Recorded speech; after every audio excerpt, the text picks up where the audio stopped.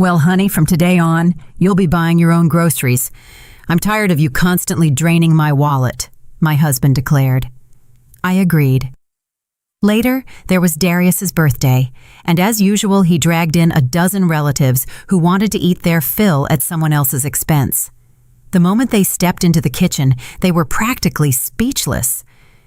"You have any idea how much I spend on you?" Darius asked, looking at me as if I'd just stolen his last kidney to sell on the black market. "Welcome to my channel. I share new life stories here every day, and I'd really appreciate it if you hit subscribe and gave my video a like. Now, let's jump into the story. I'm sure you'll enjoy it till the end." I stood in the hallway with 3 heavy bags from the grocery store. The handles were cutting deeply into my palms, and I thought, aha, so this is how it's going to be. I hadn't even taken off my coat or kicked off my shoes. That's when he started. A minute ago, everything was normal. I had unlocked the door with my key, called out our usual hey, and heard a mumbled sound of acknowledgement from the living room. A perfectly normal Monday evening. Nothing special. I began unpacking the groceries in the kitchen. The milk went into the fridge, the bread into the bread box, the vegetables into the bottom drawer. And then he walked in, positioned himself in the doorway, crossed his arms over his chest, that decisive macho pose, and announced his brilliant statement about expenses. "I'm Simone, by the way, 39 years old. I work as a financial analyst for a major retail corporation. Numbers are my thing. I feel them. I understand them. I see right through them. I earn $5,000 net after all taxes. Not bad, right?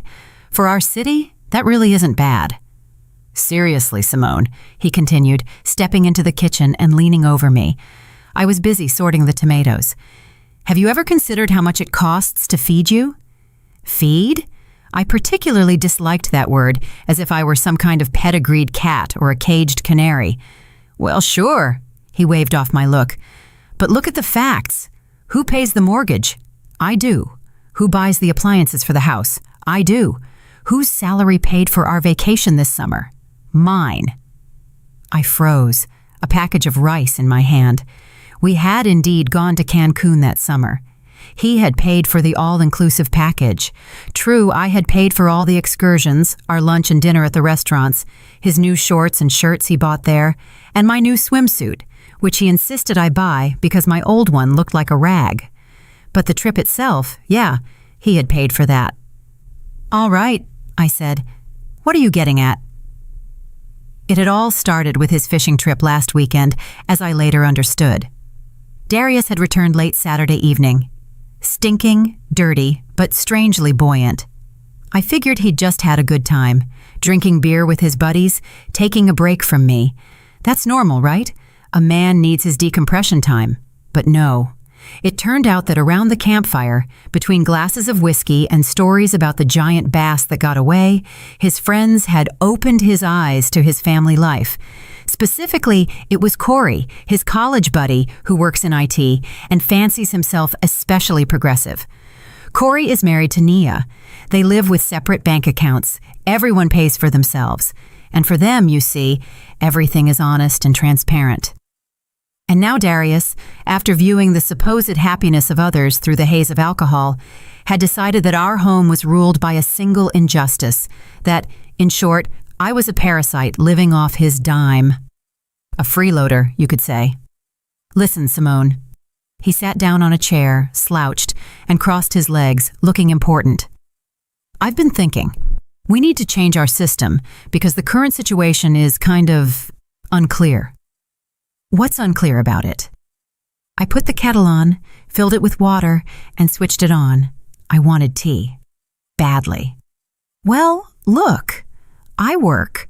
I earn money. You work too. You earn too.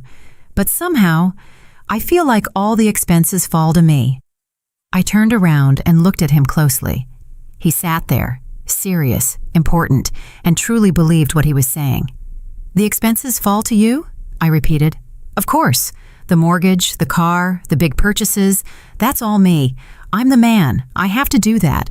But Corey explained to me that in civilized countries, it's different. Everyone is responsible for themselves. You understand?" I got out 2 mugs.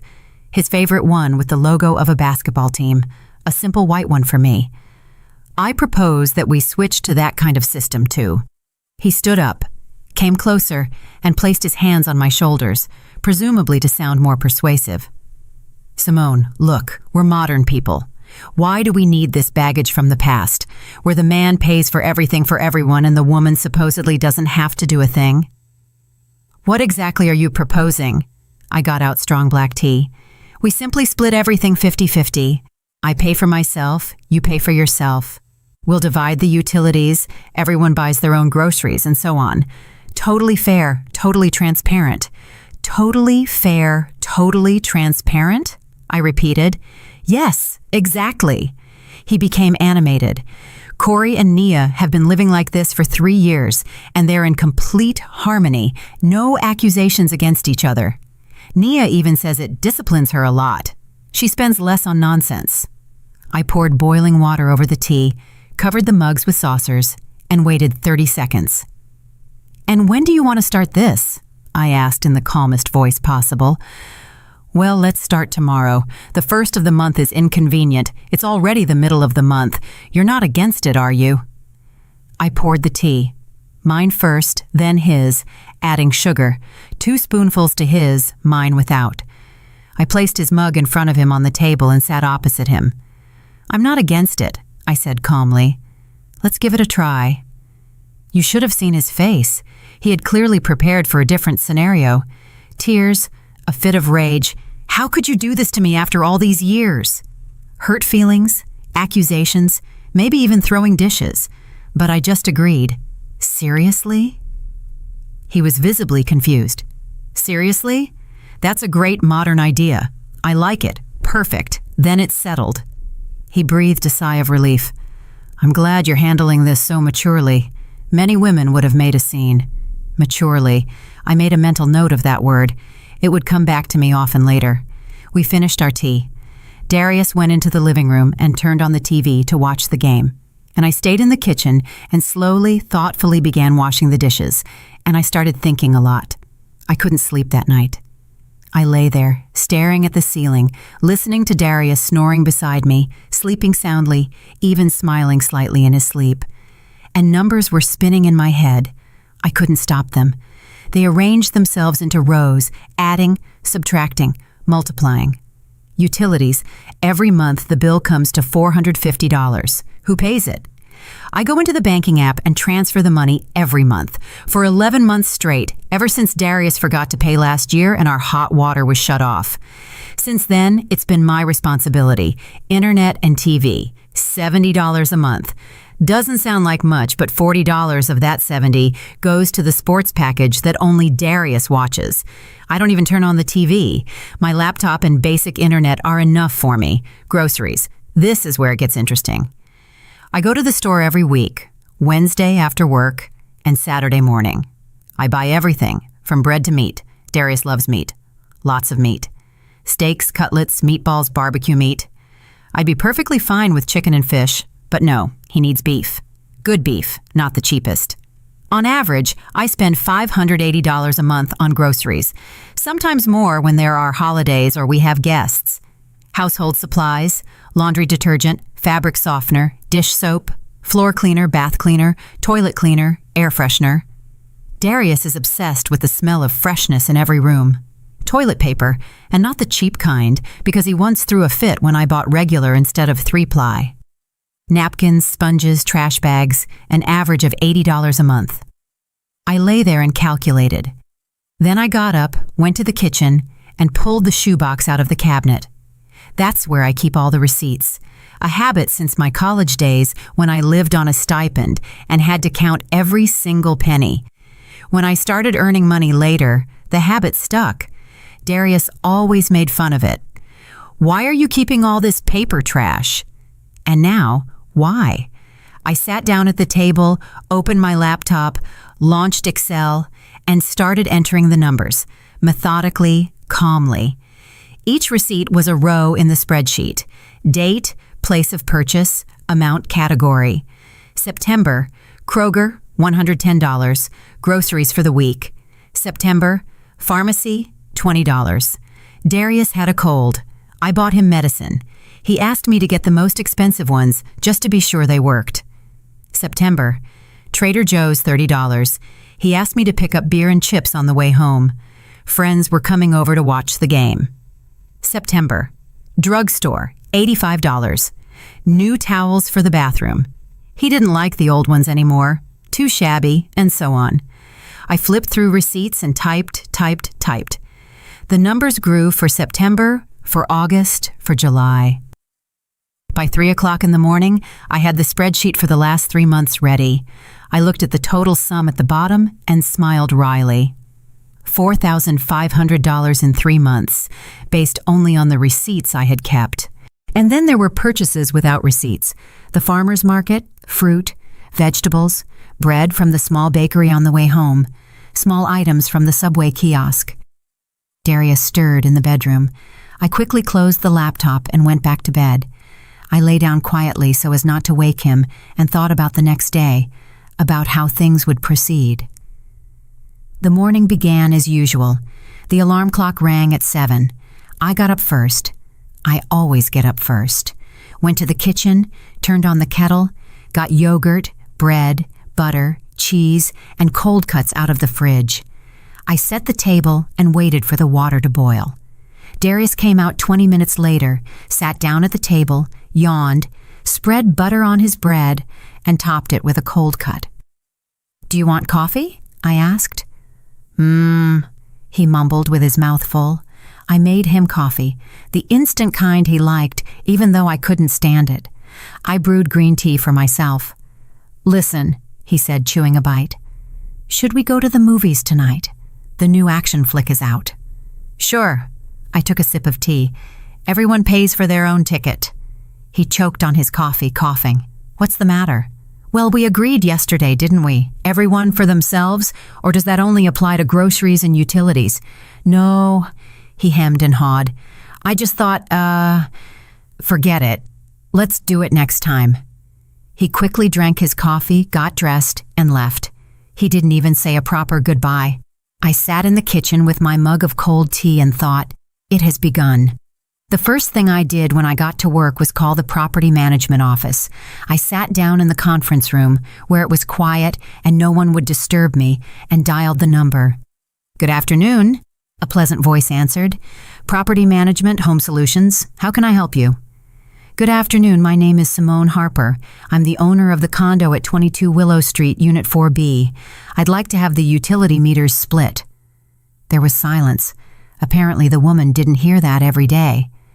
"Have the meters split?" she repeated. "So you want separate bills?" "Exactly. The condo is registered to 2 owners, myself and my husband, Darius King. We'd like each of us to pay our half of the costs separately." "I understand." The woman was clearly confused. "One moment, please. I'll check with the legal advisor on how to implement that correctly." She put me on hold. Melancholy elevator music played. I looked out the conference room window at the neighboring office building, at the people rushing back and forth on the street below. A perfectly normal Tuesday morning. None of those people knew that a new life was beginning for me today. "Hello," the woman returned. "Yes, technically that's possible. You'll need to come to our office with your ID and the property documents, fill out the form, and we'll split the meters. You'll receive separate bills starting the 1st of next month." "Wonderful. Can we set it up so that each of us pays strictly for our half of the square footage?" "That's possible." The woman seemed to be enjoying the challenge. "What is the total square footage?" 750 square feet. That means we split it 50-50, 375 each. The payment will be divided proportionally accordingly. "Excellent. When can I come by?" "We're open until 6 p.m. Just stop by whenever is best for you." I jotted down the address, thanked her, and hung up. Then I picked up my cell phone and opened the internet provider's app. I logged into my account. Darius and I historically used a joint account since we moved into the condo. I looked at the list of services. Basic internet, $30 a month. Premium sports package, $40 a month. 120 channels, all the football, basketball, and combat sports. Movie and series package, $20. I had added that at some point, but I hadn't turned on the TV once in the last year. Online streaming service, $10. Also mine, also unused. I deactivated the premium sports package, pressed the button, and confirmed the action. Savings, $40 a month. Then I canceled the movie and series package and the streaming service. Why should I pay for something I don't use? I only kept the basic internet. That's enough for me. Next, I opened my banking app. I have 2 accounts, a checking account and a savings account. Usually only the bare necessities remain in the checking account. I immediately transfer all surplus to the savings account. I currently have $42,000 there. My financial cushion. Darius knows nothing about it. I never felt it was necessary to tell him all the details of my finances. I created a new savings goal, called it Separate Budget, and transferred $5,000 from the savings account to it. That would be my separate fund for the first while. Then I opened the notes on my phone and started listing what I would no longer be paying for. Darius's half of the utilities, $225. Darius's groceries, household supplies. He can buy his own laundry detergent. His personal expenses, beer, cigarettes, other nonsense, gifts for his relatives, gas for his car. I added the last point with satisfaction. Darius is very proud of his car, a 10-year-old Honda, but he nurtures and cares for it. He only fills up at a specific brand name gas station and buys expensive motor oil. Every Saturday, he has it cleaned at the car wash. $20 for the wash. I'd always paid for the wash, by the way, simply because he would say, "Simone, I'm running to the car wash quickly. Venmo me $20. And I had transferred it. "Why not?" my husband asked. "He won't be doing that anymore."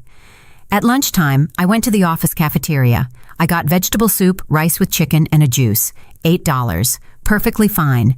I sat down at a table by the window, took out my phone, and continued planning. I received a message from Darius. "What's for dinner?" Normally, by this time, I would already know what I was going to cook. I would put together a menu in my head, sometimes even driving to the store at lunchtime if something was missing. I wrote back, "I don't know. I'll buy something on the way." The reply came a minute later. "But you wanted a separate budget. I buy for myself, you for yourself." "Simone, I meant the big expenses. Don't take this too far. Darius, you said everyone for themselves. Those were your words. I'm just following your idea." He didn't reply again. I finished my lunch, threw away the tray, and went back to the office. I was in high spirits. For the first time in many years, I felt somehow liberated. You know that feeling when a burden is lifted from your shoulders? That's exactly what it was.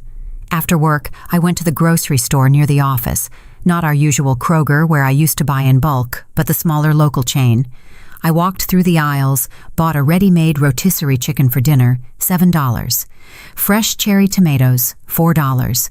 A small baguette, $1.50. A bag of iceberg lettuce, $2. Total, $14.50 for one dinner.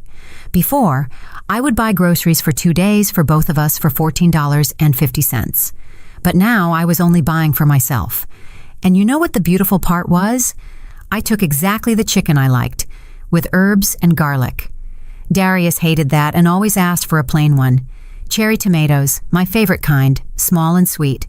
Darius said it was just showing off and overpaying for size. The baguette, white, crispy, with a crust. Darius preferred pre-packaged sliced bread. I carried the bag home and smiled.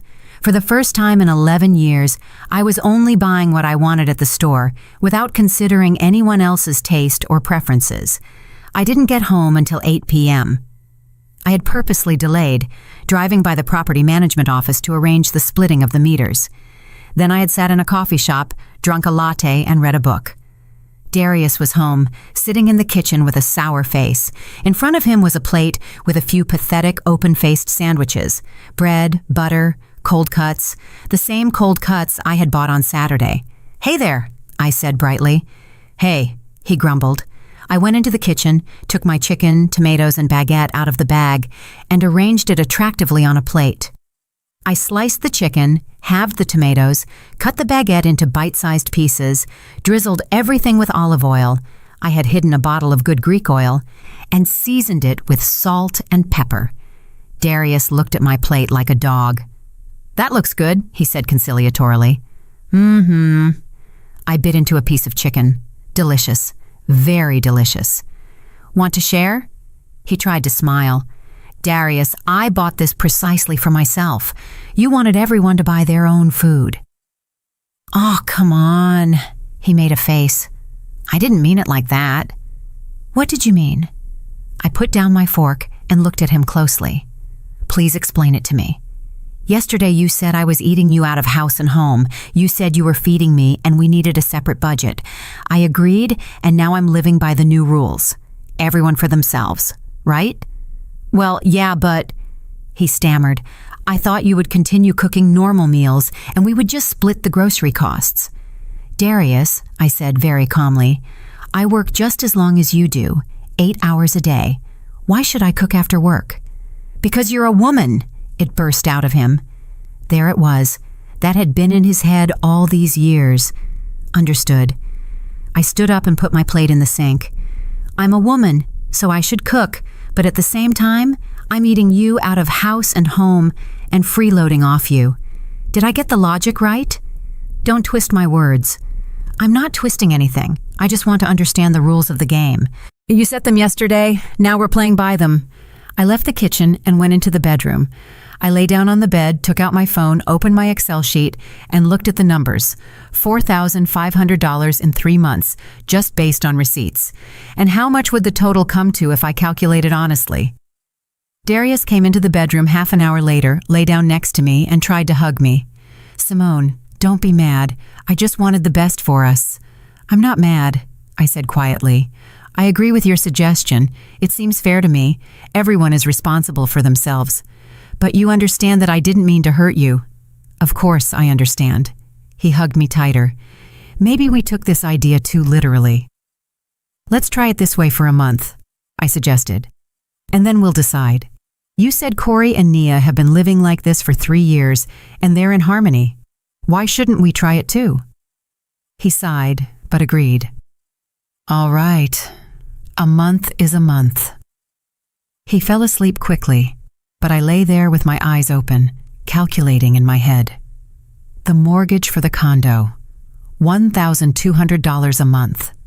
Darius pays that, that's true. But the condo belongs to both of us. It's registered in both our names, so he's logically paying for his own home and not feeding me. The car, he bought it with his own money. That's also true. But I drive that car at most once a month. I have a company car. The company pays for taxis for business trips. Besides, I often take the subway.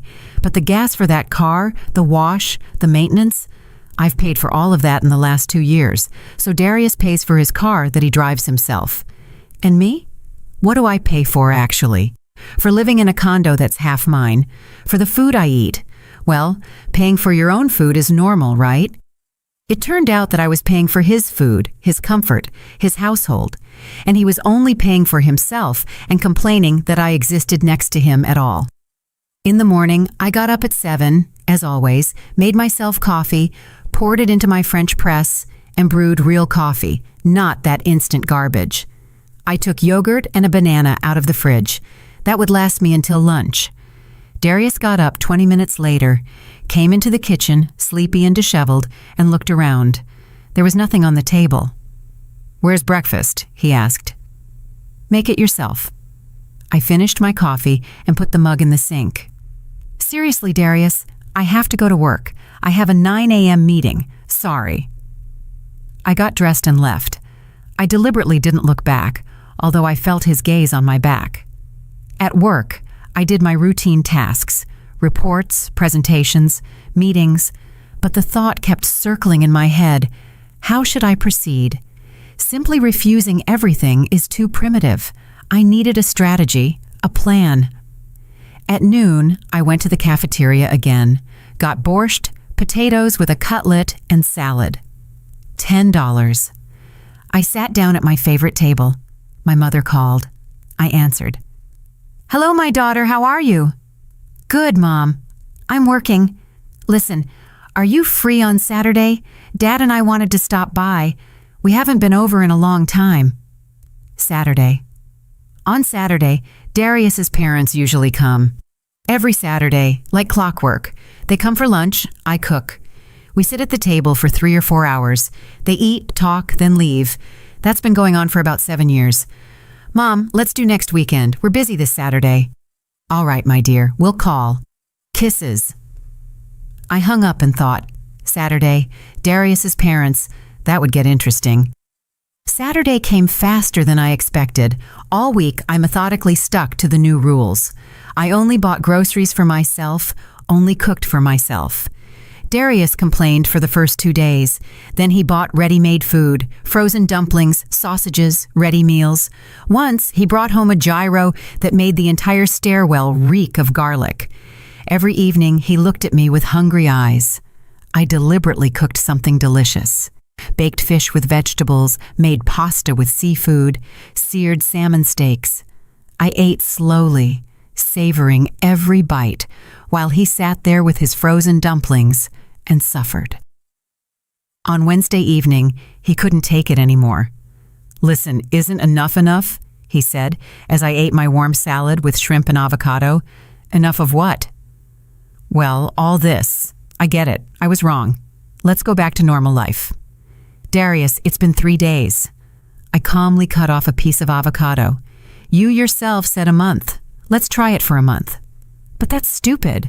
We're family. Exactly, we're family. And in a family, as you explained to me, everyone should be responsible for themselves. European style, right? He snorted and turned away. We didn't talk about the topic for the rest of the week. On Thursday, Brenda, Darius's mother, texted me, Simone, we're coming by Saturday as usual around 1 p.m. Your father called. We're looking forward to seeing Darius. I looked at the message and smiled. As usual, around 1 p.m. No question of whether it was convenient for us, whether we had plans, just a statement of fact. We're coming. Wait for us. Normally, I prepared for their visit like a holiday. In the morning, I ran to the market for fresh meat, vegetables, and herbs. Then I stood at the stove all day. Lasagna, because my father-in-law only liked my lasagna. Roasted chicken, because my mother-in-law didn't like the oven.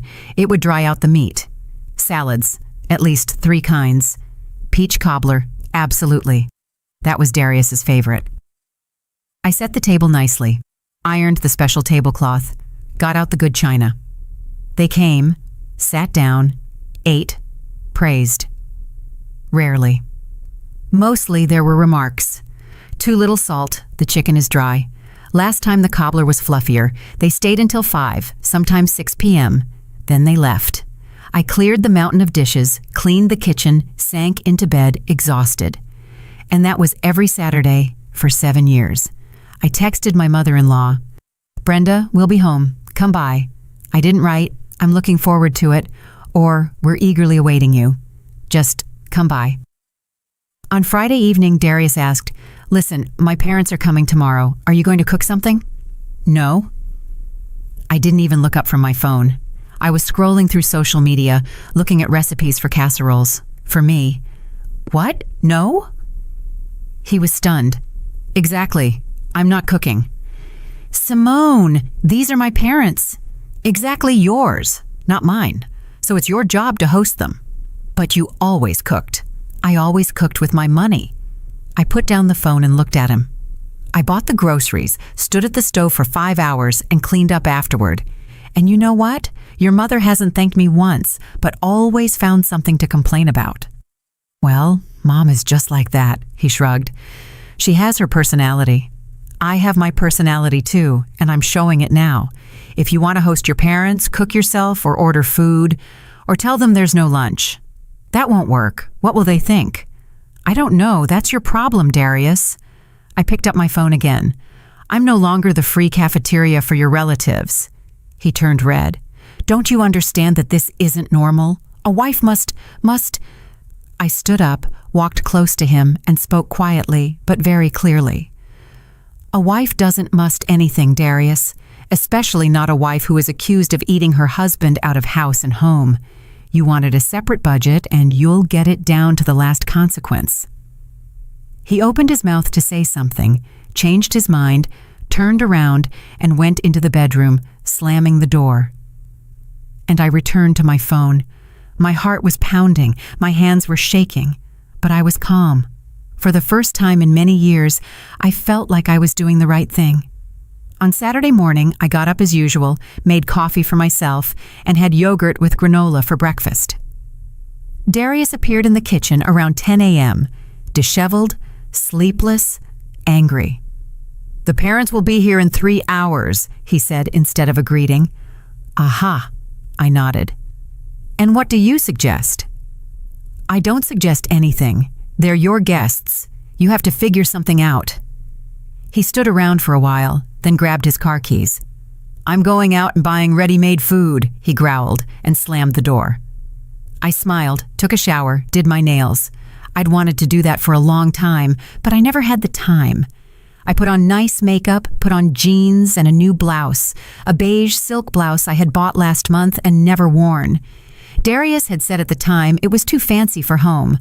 Well, today was the perfect occasion. Darius returned at 12:30 p.m., lugging bags from Target, ready-made rotisserie chicken, salads in plastic containers, cold cut and cheese platters. He put everything on the table as it was, in the store packaging. He didn't even take out plates. "There," he said. "They'll eat what's there." I shrugged, went into the living room, grabbed a book, and sat down to read in the armchair by the window. I didn't care. Punctually at 1 p.m., the doorbell rang. Darius went to open it. I heard voices in the hallway, the deep bass of my father-in-law, Walter, and the bright voice of my mother-in-law, Brenda. "Hello, come in," Darius said. "Darius, my boy," Brenda said, "have you gotten skinny?" They went into the kitchen. I stood up and went out to greet them, forcing a smile. "Good afternoon," I said. "Simone." My mother-in-law gave me a peck on the cheek. She smelled of expensive perfume and something sickly sweet. "How are you, my dear? Oh, and what is that you have on the table?" She looked around the kitchen. Her face gradually changed from a pleasant smile to confusion, and then to open indignation. "What? What is this?" She pointed her finger at the chicken in the store packaging. "Ready-made food?" "Yes, Mom." Darius tried to smile. "I bought it." "It's a delicious chicken, by the way." "Ready-made food," Brenda repeated. She looked at me. "Simone, you didn't cook?" "No," I replied calmly. "I didn't cook." "Why?" My mother-in-law's voice turned cold. "You knew we were coming." "I knew." I sat down on a chair. "But I no longer cook for Darius's guests." There was silence. My father-in-law cleared his throat. Darius stared at the floor. Brenda looked at me as if I had just announced I had joined a cult. "What do you mean, Darius's guests?" she said slowly. "We're family." "Darius and I have switched to a separate budget," I explained, unperturbed. "Everyone pays their own expenses. Darius felt I was eating him out of house and home, so now everyone buys their own food." "That was his initiative." My mother-in-law slowly turned to her son. "Darius." There was steel in her voice. "Is that true?" "Well, yes," he stammered. "I just suggested a fairer system, like in Europe. Corey told me about it." "Corey?" My mother-in-law flinched. "That Corey who's on his third wife? You listen to him?" "Mom, what does that have to do with anything?" "It has everything to do with it," she interrupted him. "You told your wife she was eating you out of house and home, the same wife who earns more than you do, who stands at the stove all day every Saturday to host us." I looked at my mother-in-law in surprise. I hadn't expected that reaction. I thought she would call me to order and say a wife must cook. "Brenda, calm down," Walter chimed in. "Let's just eat quietly and talk afterward." "Eat what?" She poked the chicken with her finger. "This store trash? I purposely didn't have breakfast so I could eat Simone's lasagna. And what is this? Plastic salads." Darius was sitting there, red as a beet. I watched silently what was happening without intervening. I just observed. "My son." My mother-in-law sat down opposite Darius. Her voice was quiet but hard. "Do you even realize what you've done? Simone has spent $120, sometimes even $150, on your parents every Saturday for the last 7 years.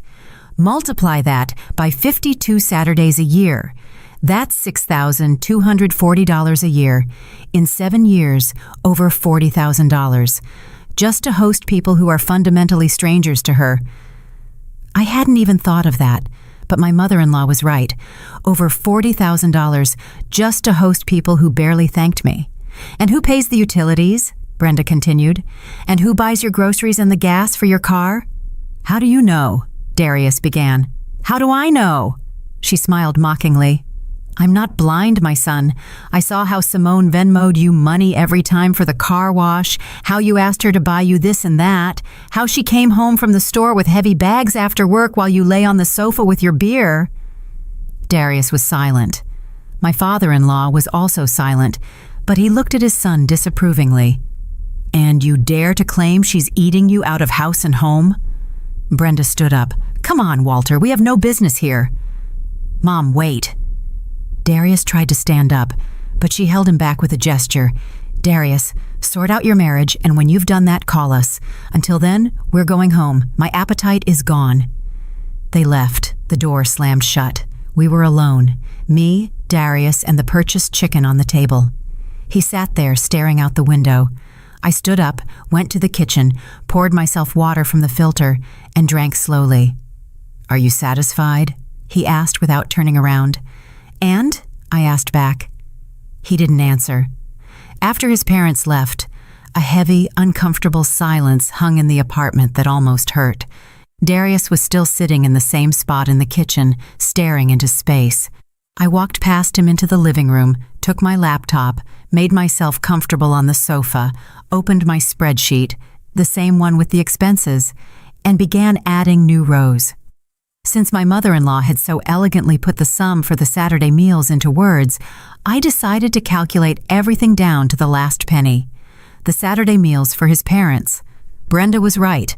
On average, $120 every Saturday, sometimes more if I bought something special. Multiplied by 52 weeks. That totals $6,240 a year. In the last 7 years, $43,680. Almost $50,000 for people who didn't even properly thank me. Next, my mother-in-law's birthday in March. Every year, I bought a gift. Not a cheap one, mind you. This year, it was a set of good cosmetics for $100. Last year, a gift certificate for a spa weekend for $200. Darius usually said, "Simone, you know better what women want?" And I bought it, of course, from both of us. My father-in-law's birthday in August. That was easier. He liked practical things, but still good ones. Shirts, tools, expensive bourbon. $150 on average. New Year's. Gifts for both of Darius's parents, plus his sister Aisha, her husband Marcus, and 2 children. That was a story in itself. Aisha always casually mentioned that the children needed good gifts, not cheap junk. Last year, I bought her eldest son, Elijah, a game console for $330. For the younger daughter, Zoe, a doll with a dollhouse, also a few $100s. Together, almost $800 just for them. I sat there and typed. The numbers grew. With every new row in the spreadsheet, my astonishment also grew. How could I have overlooked all of this before? How could I spend so much and not notice it? Oh, yes. Darius's sister Aisha asked me for a loan of $800 in July. Very urgent, she said. I'll pay it back in a month. She hasn't to this day. I hadn't even reminded her. My mother-in-law came to visit for 2 weeks in September. Darius worked. I did too. Who entertained her? I did. Who drove her shopping? I did. Who paid for the taxi back and forth? Right. Who bought groceries for 3 instead of 2? Me too. Besides, she asked me to buy her a comfortable pillow because all of ours were so lumpy. An orthopedic pillow for $120. A bathrobe, because she forgot hers, $70. Slippers, $20. I leaned back against the sofa, closed my eyes, and calculated the total sum. In the last 7 years, I had spent... I opened my eyes, looked at the number at the end of the spreadsheet. $60,000. That was without the utilities, the groceries for both of us, the gas, and all the little things. That was only what went directly to his family. I saved the file, stood up, and went to the kitchen. Darius was still sitting in the same spot. In front of him was the untouched purchased chicken, the salads in the containers. Everything had grown cold. "Do you want to eat something?" I asked. "I'm not hungry," he grumbled. "Suit yourself." I took cheese, tomatoes, and the baguette I had bought yesterday out of the fridge, made myself a nice sandwich, brewed green tea, and sat down opposite him at the table. "You know," I said, biting into my bread, "I did some calculating." "What did you calculate?" He didn't even look up. "How much I spent on your relatives in the last 7 years." Now he looked at me. Something flickered in his eyes. Curiosity? Fear? "And how much?" he asked quietly. $60,000. I took a sip of tea. "That's just for them. Food, gifts, all the little things like pillows and bathrobes for your mother." He was silent, digesting the information. "That doesn't include the costs for our shared life yet," I continued. "Utilities, groceries, household supplies, your gas. If you add that up, we're looking at almost $50,000 more in the last 2 years. "You're exaggerating," he said, but his voice sounded uncertain. "Would you like to see the spreadsheet?" I took out my phone. "I've documented everything with receipts, date, place of purchase, amount. I can show you." He shook his head, stood up from the table, walked past me to the window, and stood there, staring out at the street. "I didn't know," he finally said. "What exactly didn't you know?" I asked calmly. "That you were spending the money, or that you were spending it on my family." "I thought," he stammered. "I pay the mortgage, right? $1,200 every month.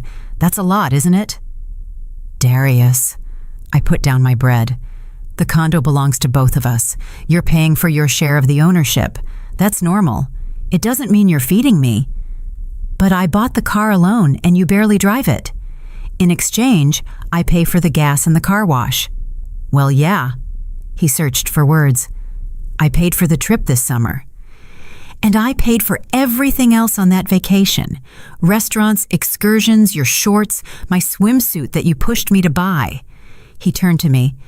"Are you trying to say that I'm not doing anything? That I'm some kind of parasite?" "No." I shook my head. "I'm saying that you are wrong when you think you are feeding me. We maintain each other, or rather, we were maintaining each other, until the moment you decided I was eating you out of house and home." "I didn't mean it like that." "Darius," I interrupted him. "You meant exactly that. You told me to my face that I was eating you out of house and home, that I was freeloading off you. Those were your words. You were angry. About what?" I stood up and walked toward him. "What were you angry about? That I work? That I earn well?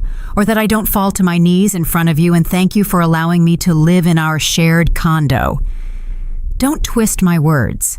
"I'm not twisting anything." I spoke clearly and distinctly. "I just want to understand the logic. Corey told you something while fishing, and you decided it applied to us, without thinking, without calculating. You just decided that as a man, you automatically invest more." He was silent. I walked back to the table, finished my tea, and put the dishes in the sink.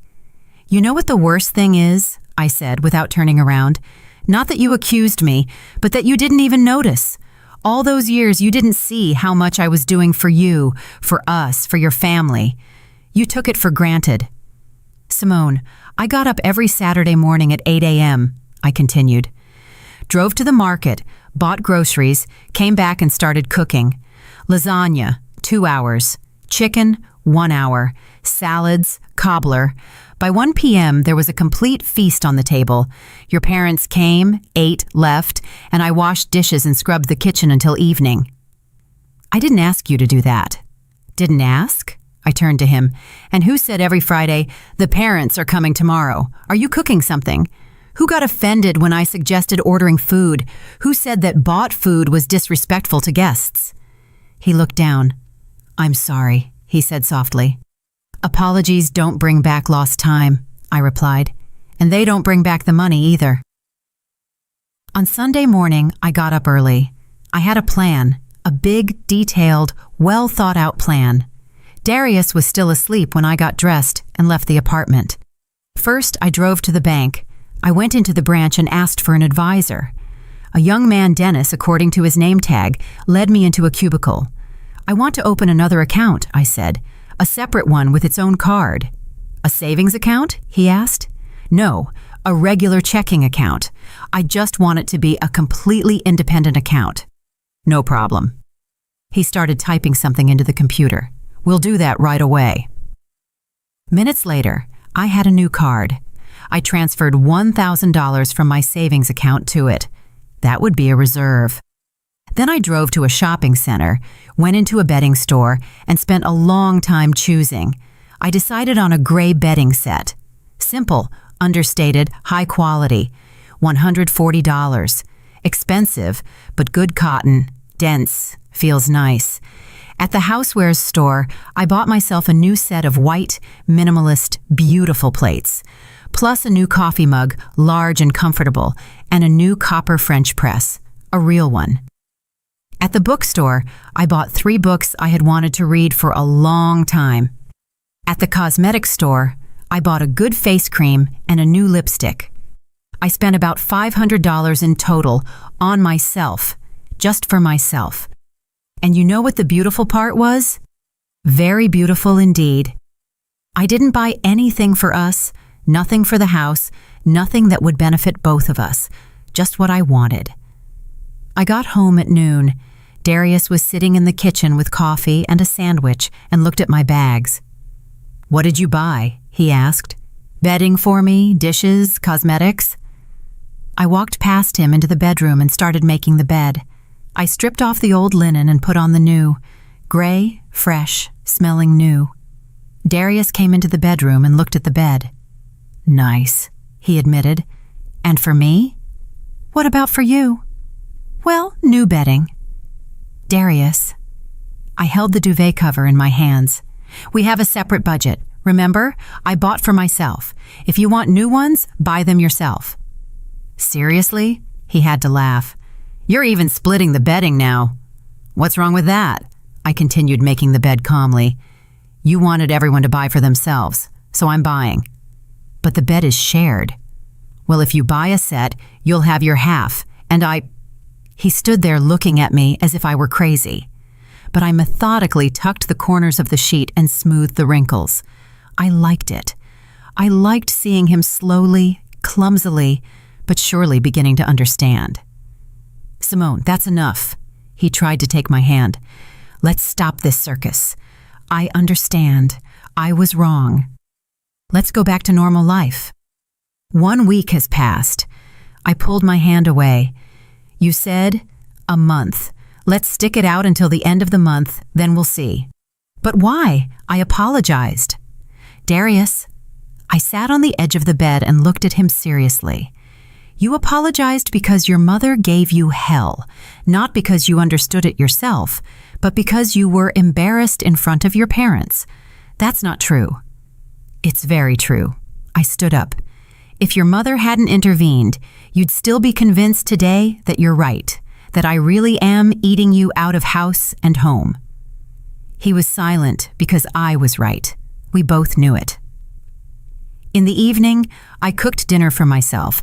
I had bought a nice piece of beef on the way, about 12 ounces, tender, beautiful, expensive, $15 for the piece. I would never have bought that before. Too expensive.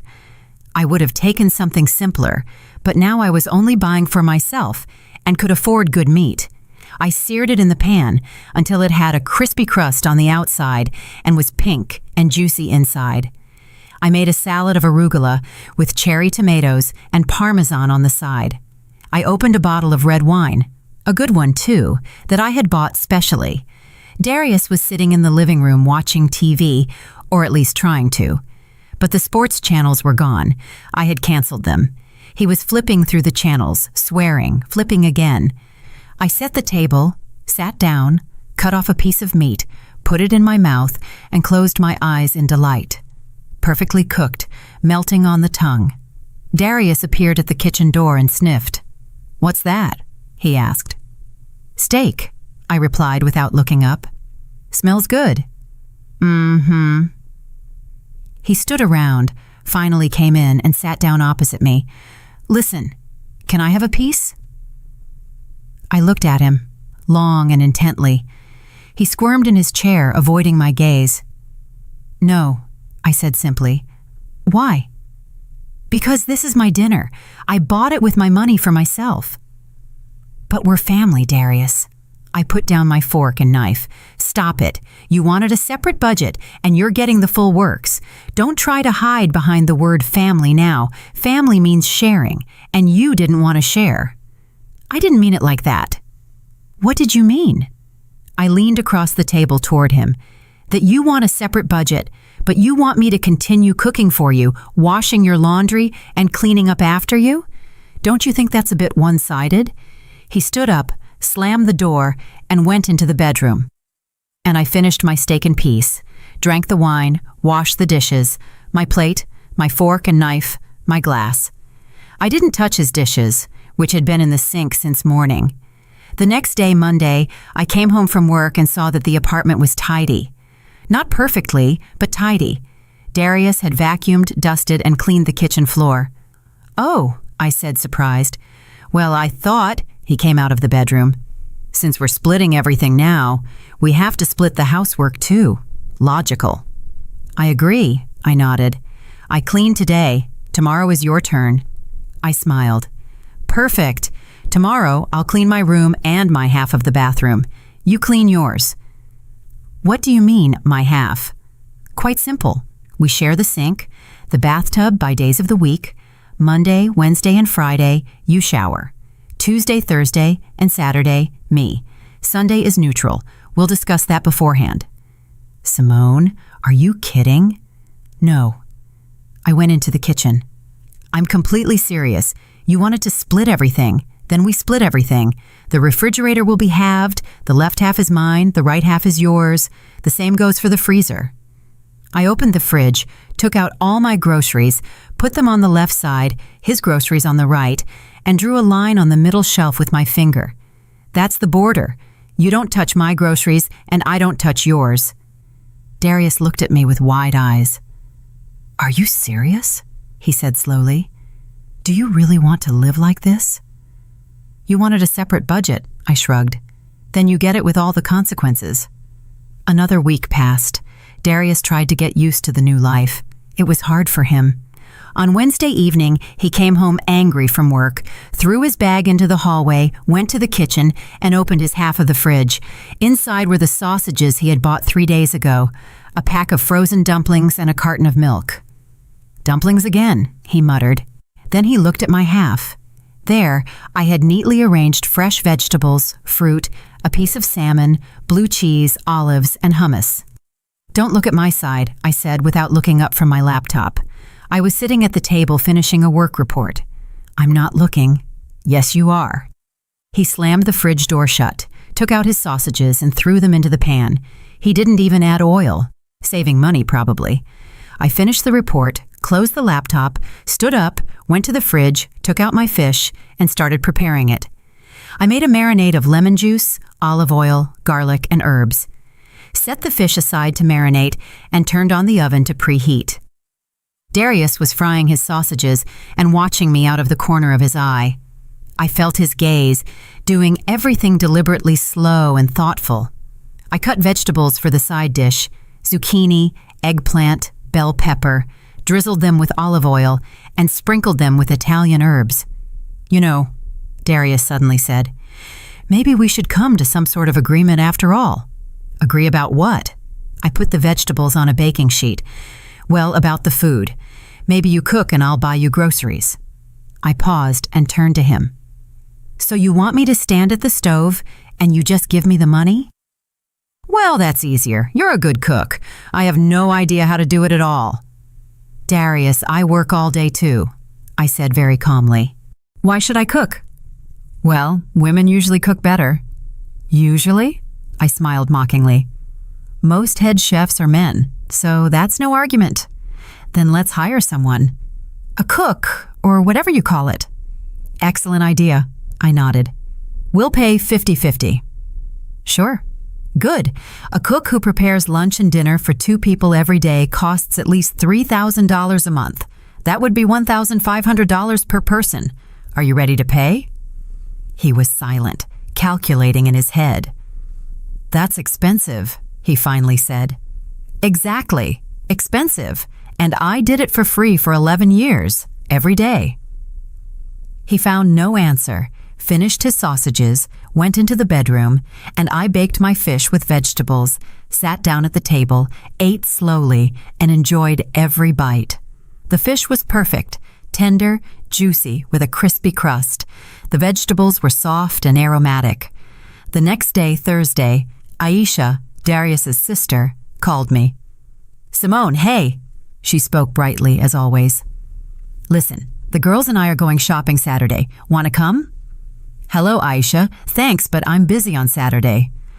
Ah, come on, she laughed. What are you busy with? Darius said you don't have any plans. I'm busy, I repeated. Sorry. Fine. There was now a metallic tone in her voice. Listen, since I have you on the line, Elijah's birthday is in a month. He'll be 10. We're planning a party and inviting his friends. Will you help us organize it? Elijah, her eldest son. I usually did indeed help organize my nephew's birthdays, ordering the cake, buying decorations, sometimes even finding and paying for entertainers. Aisha always said, Simone, you're so good at this, and I just don't have the time. No, I said curtly. What? No? Aisha was visibly irritated. You've always helped. I used to help. Not anymore. Why? A metallic tone was creeping into her voice now. What happened? Nothing happened. I've just decided not to take care of other people's children anymore.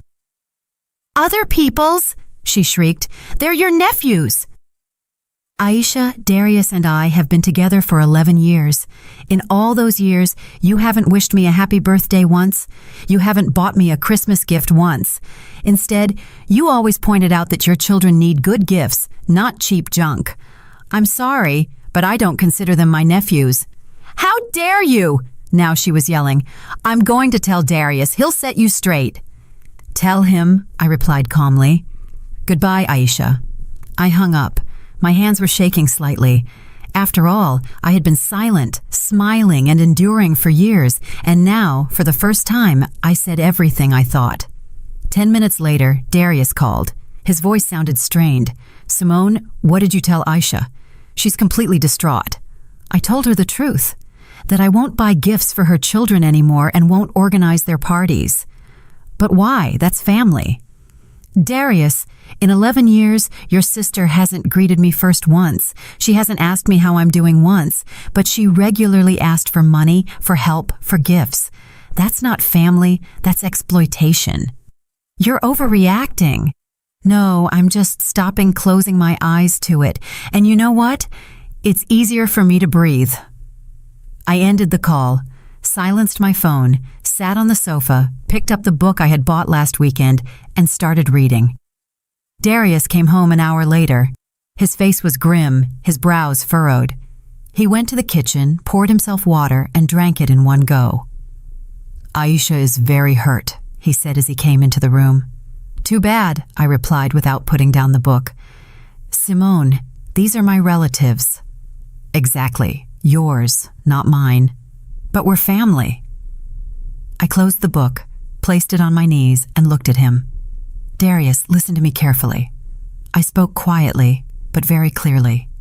Family is when people are there for each other, when there is reciprocity, when you are respected and valued. Your relatives have exploited me for 11 years. I cooked, bought gifts, took care of their children, loaned them money, and in return I only received accusations and criticism. That is not family. That is a toxic relationship. Mom didn't criticize you. Seriously? I smiled mockingly.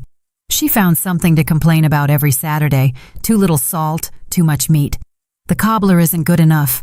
I haven't heard a single, simple, thank you, that was delicious. Not once. He was silent because it was the truth.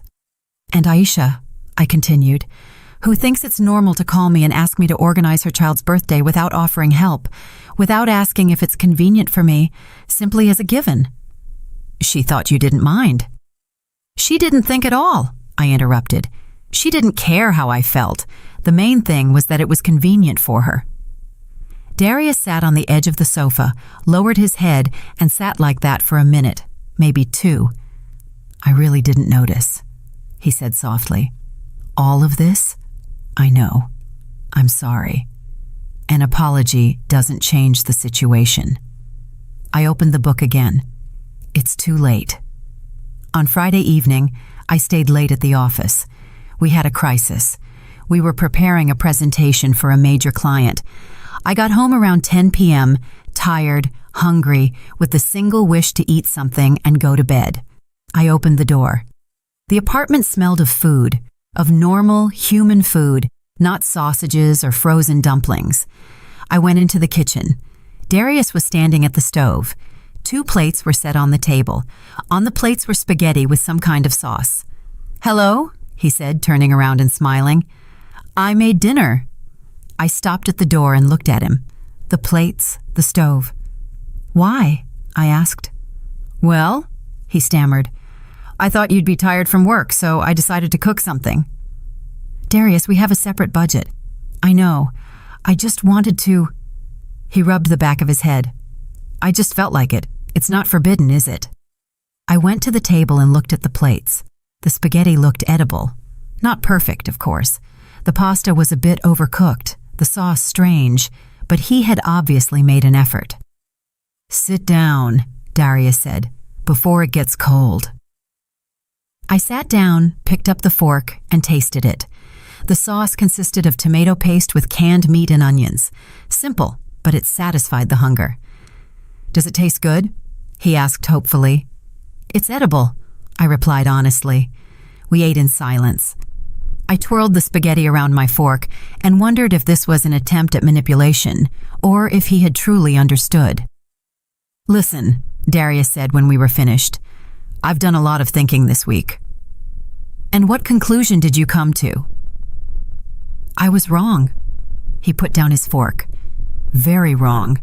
I didn't appreciate what you did. I took it for granted. And when you stopped doing it, I realized how much you did." I was silent and listened. "You know what the worst part is?" he continued. "Not that it's inconvenient for me now, but that I didn't notice it for 11 years. I just lived my life and didn't see that you were carrying almost everything." "And now?" I asked. "I don't know," he admitted. "But I want to make it right. I really do. Darius, the problem isn't that you don't cook or don't clean up." I stood up and started clearing the dishes. "The problem is that you don't respect me. You think I should do all of that just because I'm a woman, and if I also spend money on it, I'm eating you out of house and home." "I don't think that anymore." "You don't think that anymore." I put the plates in the sink. "Because you were confronted with the consequences. But what about in a month, in a year? Will you start taking what I do for granted again?" He was silent. He didn't know what to answer. "You see," I said, "you can't even guarantee that you won't revert to the old ways." I rinsed the dishes, mine and his, since he had cooked. I dried my hands and walked past him into the bedroom. "Simone!" he called. "What?" "I really want to make it right. Give me a chance." I looked at him for a long time. I saw something in his eyes that resembled sincerity or desperation. Hard to say. "We'll see," I said. "Time will tell." On Saturday morning, I woke up to sounds in the kitchen. I looked at the clock, 8:30 a.m. I got up, put on my robe, and went out. Darius was standing at the stove, frying eggs.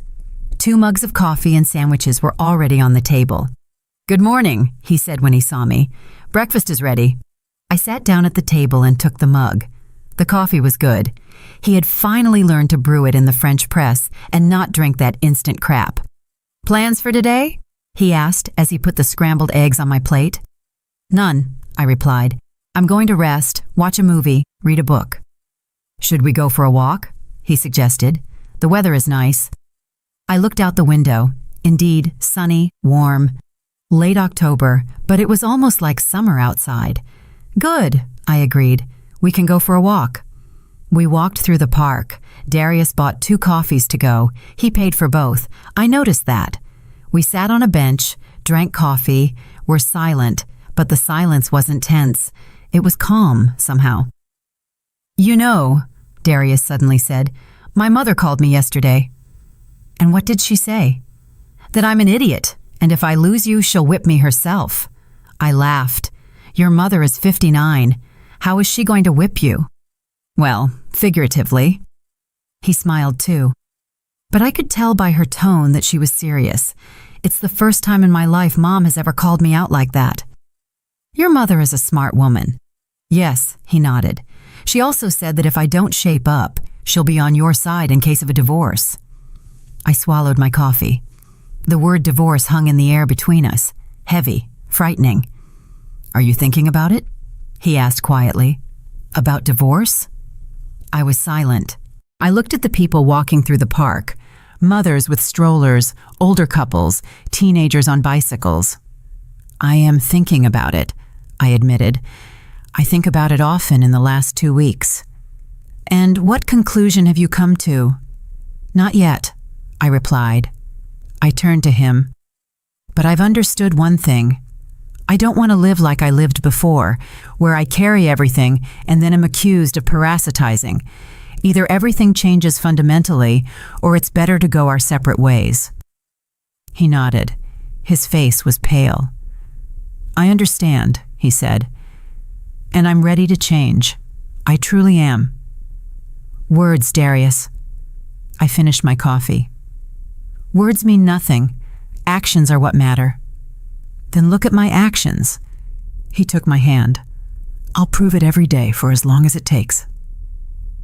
We sat like that for about 10 minutes, holding hands, silent. Then we walked home. On the way home, we stopped at the grocery store. Darius took a shopping cart. We walked through the aisles together. He asked what we needed to buy. I told him.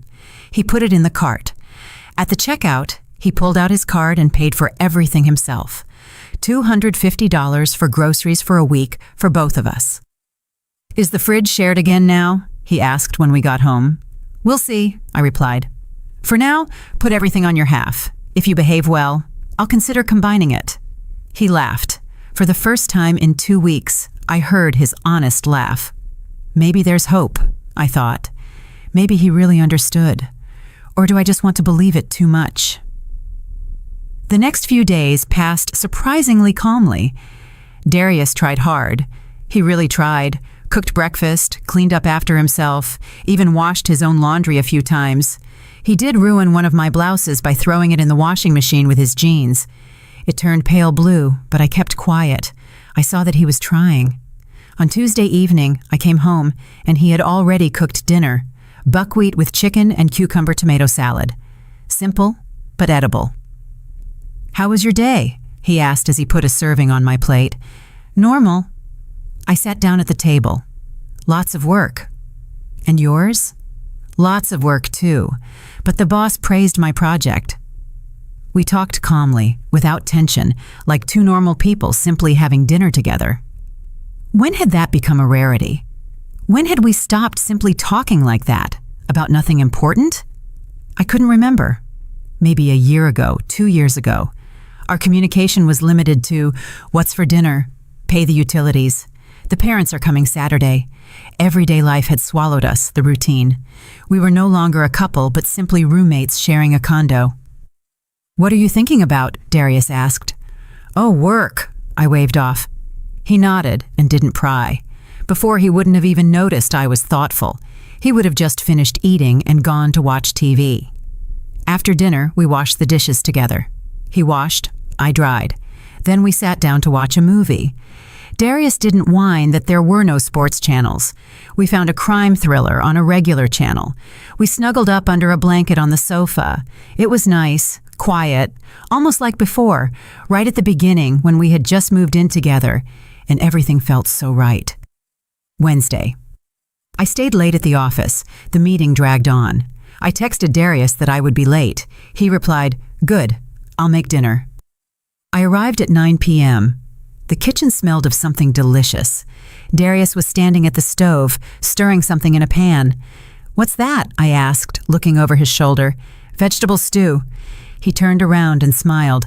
"I found a recipe online. Seems successful." I tried it. It actually tasted good. Even the vegetables were soft.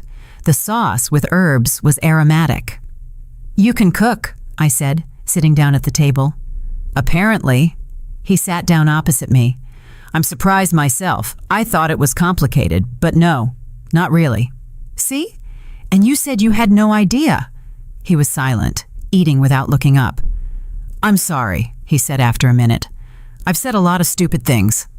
"Stupid things," I agreed. "I really didn't mean to hurt you with the eating out of house and home comment." He finally looked at me. Corey talked so convincingly about his system with Naya, and I just thought, in short, I didn't think. That's the problem. You know what hurt me the most? I put down my fork. Not the phrase itself, but that you really thought it. That I had been freeloading off you for 11 years, and you truly believed you were feeding me. I'm an idiot. He rubbed his face with his palms. A total idiot. I didn't notice for so many years how much you invest in us, in our home, in my family. I just took it for granted. And you know what the worst part is? If it hadn't been for these 2 weeks, I would never have noticed it for the rest of my life. I was silent because he was right. "When you stopped cooking," he continued, "I was angry at first. I thought you were doing it deliberately to punish me. But then I understood you're not punishing me. You're just showing me the reality. You're showing me what it's really like. And what is it really like?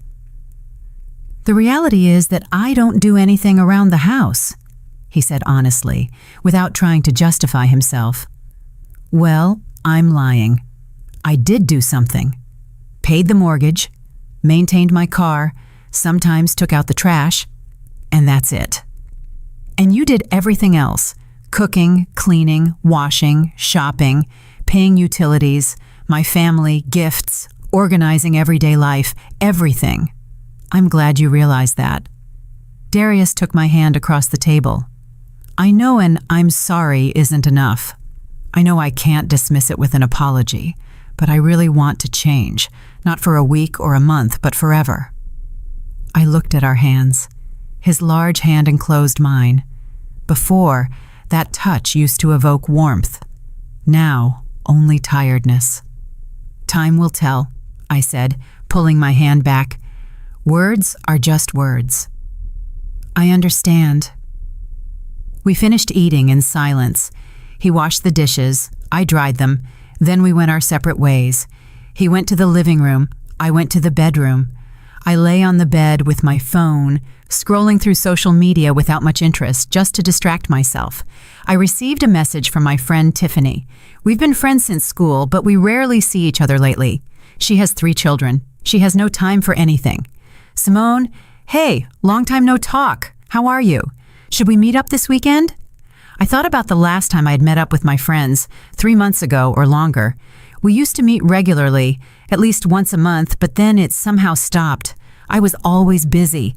Saturdays, Darius's parents. Sundays, cleaning up after Saturday, cooking for the week, laundry. Weekday evenings after work, cooking, cleaning. When was I supposed to meet up? Let's meet on Saturday. I'm free in the afternoon. Awesome. Coffee at the Market Square at 2 p.m. Deal. I put my phone away. I remembered that usually on this Saturday, Darius's parents came, but they weren't coming anymore because I wasn't cooking for them anymore. For the first time in 7 years, I had a free Saturday, and I didn't even know what to do with it. On Thursday, my mother-in-law called me. I saw the name on the screen and froze. What did she want? To scold me? To defend her son? "Hello, Brenda," I answered cautiously. "Simone? Hello?" Her voice sounded soft and tired. "Am I bothering you?" "No, I'm on my way home from work." "Listen, my dear, I wanted to talk. Can you stop by my place tomorrow after work? Alone, without Darius." Interesting. Very interesting. Good, I agreed. "What time works for you?" Around 7 p.m., I'll make dinner. Deal. I thought about why my mother-in-law wanted a one-on-one meeting without Darius all evening. It was atypical for her. Usually, all conversations were conducted in the presence of her son or through him. On Friday, the day dragged on endlessly. I checked reports, held meetings, answered emails, thinking about the evening the whole time. By 6 p.m., I couldn't concentrate anymore. I packed my things, said goodbye to my colleagues, and drove to my mother-in-law's place. She and Walter lived in an older neighborhood in a simple pre-war apartment. The apartment was small, but cozy. I walked up the 4 flights of stairs. There was no elevator, of course. I rang the doorbell. Brenda opened it quickly. She looked tired, dark circles under her eyes, her hair loosely tied up in a bun. Come in, come in." She let me in. "Walter is at his brother's house, so we're alone. Come into the kitchen. I'll make tea." I took off my coat and went into the kitchen. On the table were pastries with cabbage and with cherries. It smelled of fresh baking. "Sit down." Brenda put the kettle on and got out mugs. "We'll drink tea and talk woman to woman." She brewed the tea, poured it for both of us, and sat down opposite me. She was silent, gathering her thoughts. "Simone," she finally began, "I want to apologize to you." I raised my eyebrows in surprise. I hadn't expected that. "For what?" "For everything," she sighed. "For treating you like a servant, for not appreciating your efforts, for constantly nitpicking your cooking, even though you cooked better than I did." I was silent and listened. "You know, when I saw that purchased chicken on the table last Saturday," Brenda continued, "my first thought was, how dare she? How dare she not cook for us? We're his parents." "And what changed her mind?" I asked. "Darius's face." She smiled sadly. "He was sitting there, red, guilty. And suddenly, I understood. He really said awful things to you, and you simply paid him back in kind, showed him what it feels like to be exploited." She took a sip of tea and bit into a piece of pastry. "Then all those Saturdays came to mind," she continued quietly. 7 years. Every week we came to your place, and every time you set the table, you cooked from morning until noon. I saw how tired you were, saw that you were completely exhausted after we left. But you kept doing it, week after week, year after year. "And you kept coming," I added softly. "Yes," she nodded. "We came because it was convenient for us, because you never said no. We thought you enjoyed it, that you were happy to see us." "I wasn't happy. I know that now." Brenda stared into her mug. "I'm ashamed, Simone. Very much so. I raised Darius that way. Family is sacred. You have to respect your parents, help them, and he did help. Only it wasn't him who helped. It was you, and I pretended not to notice." I didn't know what to say. For the first time in 7 years, my mother-in-law was talking to me honestly, without pretense, without an obligatory smile. "Tell me," she asked, looking me in the eyes, "are you going to divorce Darius?" "I'm thinking about it," I admitted. "I think about it often in the last 2 weeks." "And I would understand." She nodded. "More than that, I would support you. Darius behaved like an animal." She paused, searching for words. "Like a pig. Forgive the expression, but it's true." "He's trying to change," I said. "He cooks, cleans up, apologizes." "And do you believe him?" I thought about whether I believed him. "I don't know," I answered honestly. "I want to believe it, but I'm afraid that in a month, everything will be back to normal, that he'll start taking what I do for granted again." "That's possible," Brenda admitted. "People don't change quickly, especially when they're 39 and have lived their whole lives a certain way." "Exactly. But you know what?" She put her hand on mine. "If you give him a chance, I'll help you. I'll kick him if he slips up again. I'll remind him that he almost lost you. I'll be on your side." "Why?" I asked. "He's your son." "Exactly." She squeezed my hand. "Because I love him and want him to be a better man, and for that, he needs someone who won't let him slip back, who holds the bar high. and that someone is you. We talked for another hour about life, family, and how Brenda herself had experienced a similar situation once. My father-in-law had also thought the wife should do everything around the house, and she had done it for 30 years until she got high blood pressure and was hospitalized.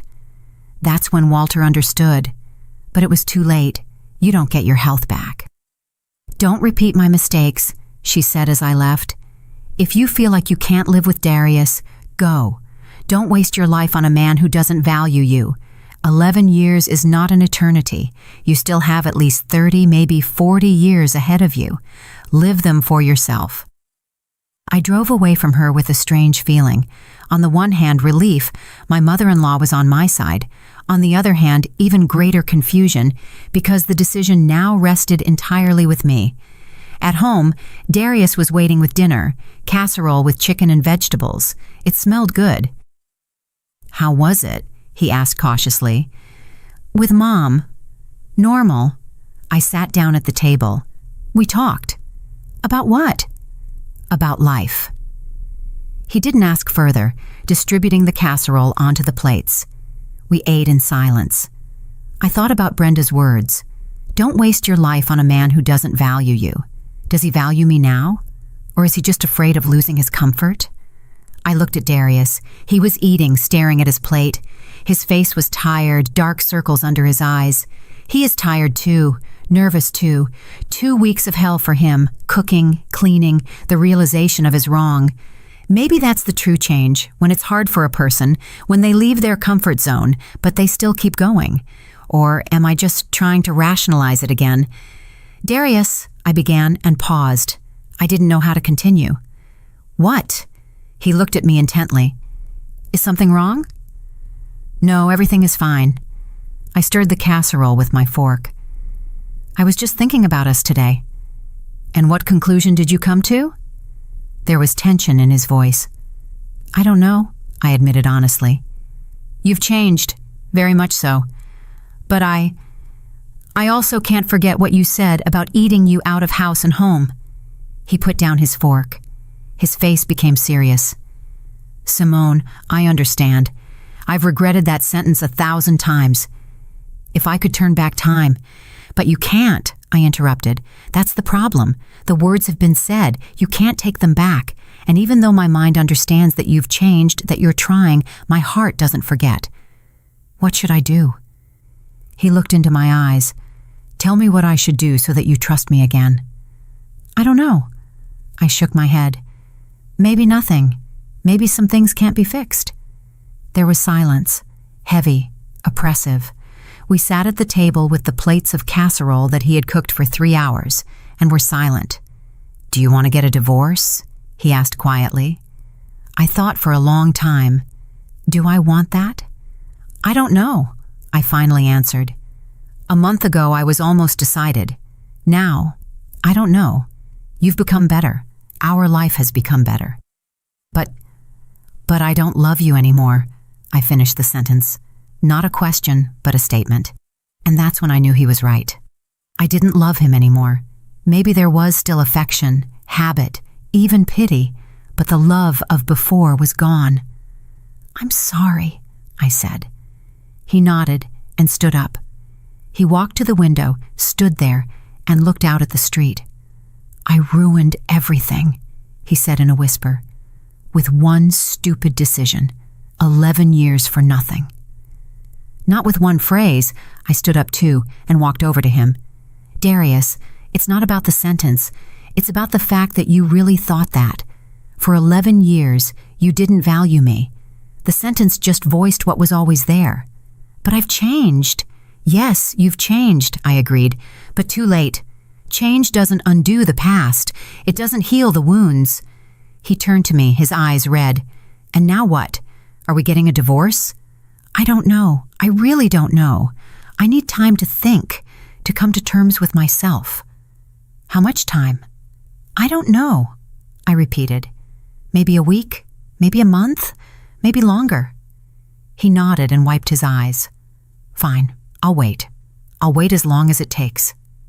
We went back to the table and finished the casserole in silence. Each of us was thinking about our own fate. After dinner, he washed the dishes. I went to the bedroom, lay down on the bed, and stared at the ceiling. What should I do? Get a divorce? But he's changed. He's trying. He loves me in his own way. Stay? But the love is no longer there. There is respect, which has newly emerged. There is new comfort, but no love. Can you live without love just for the sake of comfort and habit? I don't know. The next day, Saturday, I drove to my parents' house. I hadn't been there in a long time. They lived in the next town over, 2 hours by regional train. I used to visit them at least once a month, but less often in the last year. I always lacked the time. My mother opened the door and hugged me tightly. "Simone, I missed you so much. Come in, come in." I baked a cake. It smelled of home, of cake, of my mother's hand cream, the smells of childhood. I took off my shoes and went into the kitchen. My father was sitting at the table reading the newspaper. "Oh, our daughter is here." He stood up and hugged me. "How are things? Work?" "Good, Dad. Everything's good." We sat down at the table. Mom poured tea, put out the cake. We talked about small things, work, the weather, my parents' neighbors. But Mom sensed it. A mother's heart cannot be fooled. "Has something happened?" she asked when my father briefly left the room. "Between you and Darius?" And I told her everything from beginning to end. The separate budget, the eating out of house and home, the cold revenge, Darius's change, my feelings. Mom listened silently, not interrupting, only shaking her head sometimes. "And what do you feel now?" she asked when I was finished. "I don't know, Mom." I wiped away my tears. "He's changed. He's trying. But I can't forget those 11 years, how I didn't notice it, how I tolerated it." "Simone," Mom took my hand. "Women often don't notice it because they get used to it, because they love, because they hope it will get better by itself. It's not your fault." "But I'm smart, educated, independent. How could I allow myself to be treated that way?" "Because you loved," Mom said simply. "Love is blind and foolish. It makes you endure, forgive, hope." "But now I don't love him anymore," I whispered, "and I don't know what to do." Mom was silent, poured us new tea, thinking. "Listen, my daughter," she finally said. "I can't decide this for you. This is your life, your choice. But I can tell you one thing. Don't live out of habit. Don't live out of pity. Don't live out of fear of not finding someone else. Live for yourself. If things are good for you with Darius, stay. If things are bad for you, go. And don't be afraid. But he will suffer." "And were you happy during those 11 years?" Mom interrupted. "When you worked like a horse and were then accused of parasitism?" I was silent because there were no counter-arguments. "Think about yourself, Simone." Mom stroked my hand. "You're living your life, not his. Yours." I left my parents in the evening, sitting by the window on the regional train, looking at the passing fields, villages, stations. I thought about Mom's words. Think about yourself. When was the last time I thought about myself? My wishes, needs, dreams? I can't remember. A long time ago, far too long. For years, I lived for Darius, for his comfort, his family, his convenience. And what did I get in return? The accusation of parasitism. And now he's trying to make it right. Sincere, concerted efforts. But is that enough? I got home late. Darius was sitting in the kitchen with a mug of tea, waiting. "Hello?" he said. "How were your parents?" "Good." I sat down opposite him. "Mom sends her regards." Darius placed his hand palm up on the table, an invitation to take it. "I know you're thinking about us, about the future. And I want to tell you, I won't hold you back. If you decide to leave, I'll understand. I won't be offended. I won't interfere." I looked at his hand, but didn't take it. "But I want you to know," he continued, "I love you. I've always loved you. I just showed it poorly. I was selfish, an idiot, a blind fool. But I love you, and will love you, even if you go." "Darius, no. Let me finish. He looked into my eyes. This month has opened my eyes. I've seen who you really are. Strong, smart, self-determined. You don't need me. You chose me back then, and I took it for granted. I thought you belonged to me forever, and I could relax. And now? I asked. Now I know I can lose you, and that's terrifying, very terrifying. But if you decide to leave, I'll accept it, because you have a right to happiness, even if it's not with me. I stood up and went to the window. It was dark outside. The streetlights shone yellow. Sparse passers-by were rushing home. I need time, I said without turning around. A little more time. Take as much as you need, he replied. I heard him stand up, come closer, and stand next to me, but he didn't touch me. Just know, he said quietly, I'll wait and fight. For us, for you, until the end. 2 more weeks passed. I was still thinking, weighing, analyzing. At night, I lay there and calculated the pros and cons, like an accountant, like an analyst, coldly, rationally. Pros of staying. Darius has changed. The home is ours together. Habit, new comfort, financial stability together. Fear of loneliness. Cons of staying. No love, no trust. Memories of the past, fear of relapse. The realization that he didn't change on his own initiative, but under pressure. Pros of leaving. Freedom, the opportunity to start anew. A life for myself. Self-respect, honesty with myself. Cons of leaving. Loneliness, dividing assets. Judgment from some acquaintances. The need to rebuild life. Being 39, not 25. I calculated, analyzed, weighed, but there was no answer. My mind said one thing, my heart another. And what did my heart say? Nothing. It was silent, probably tired. In those 2 weeks, Darius and I lived like neighbors, polite, correct neighbors. He cooked, I washed the dishes. I did laundry, he hung it up. He cleaned up. I dusted mechanically. No arguments, but no warmth either. In the evenings, we sat in separate rooms. He watched TV. I read a book. Sometimes he came in and asked, "Do you want tea?" I replied, "Yes, thanks." He brought it, put it on the nightstand, and left again. We didn't talk about our feelings, didn't hug, didn't sleep together. I had moved to the sofa in the living room, saying it was more comfortable for thinking. He didn't object. Brenda called twice and asked how I was doing. I answered evasively, normal, still thinking. She didn't pressure me, only said, "Simone, no matter what you decide, I'm on your side.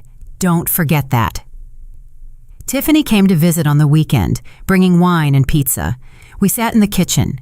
Darius had gone to a friend's house and left us alone. "And what have you decided?" Tiffany asked, pouring wine. "Nothing decided." I took the glass. "Tiffany, I don't know what to do. Honestly, I don't know. And what does your intuition tell you?" "Leave," I admitted, "but I'm scared." "What are you scared of?" "Everything." I took a sip.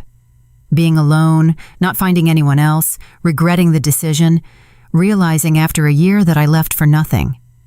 "Simone," Tiffany took my hand. "Listen, you can stay. Darius has changed. That's true. You could live together quite comfortably. He'll try hard. You'll maintain control. That will work. But you won't be happy." She looked into my eyes. "You'll be fine, but not happy. Do you understand the difference?" I understood only too well. "You know what my grandma always said?" Tiffany continued. "Better to regret what you did than what you didn't do. If you leave and regret it, it's your choice, your responsibility. If you stay and realize after 10 years that it was for nothing, you'll blame yourself for the rest of your life." After she left, I sat in the kitchen for a long time, finished the wine, and thought about Tiffany's grandma's words. Better to regret what you did. And suddenly, I understood. I had already made the decision, a long time ago. I had just refused to admit it to myself. I don't want to stay. I don't want to live in comfort without love. I don't want to wake up in 10 years and realize I wasted those years. I want to leave and start anew while I still have the strength, while it's still possible. I'm 39, not 20. Yes, but also not 60. I still have half my life ahead of me, at least 30 years, maybe more. Do I want to spend them like this? In a loveless marriage, out of habit and fear? No, I don't want that. The decision came easily, as if a heavy stone had fallen from my shoulders. I stood up, rinsed the glass, wiped the table, and went into the bedroom to Darius.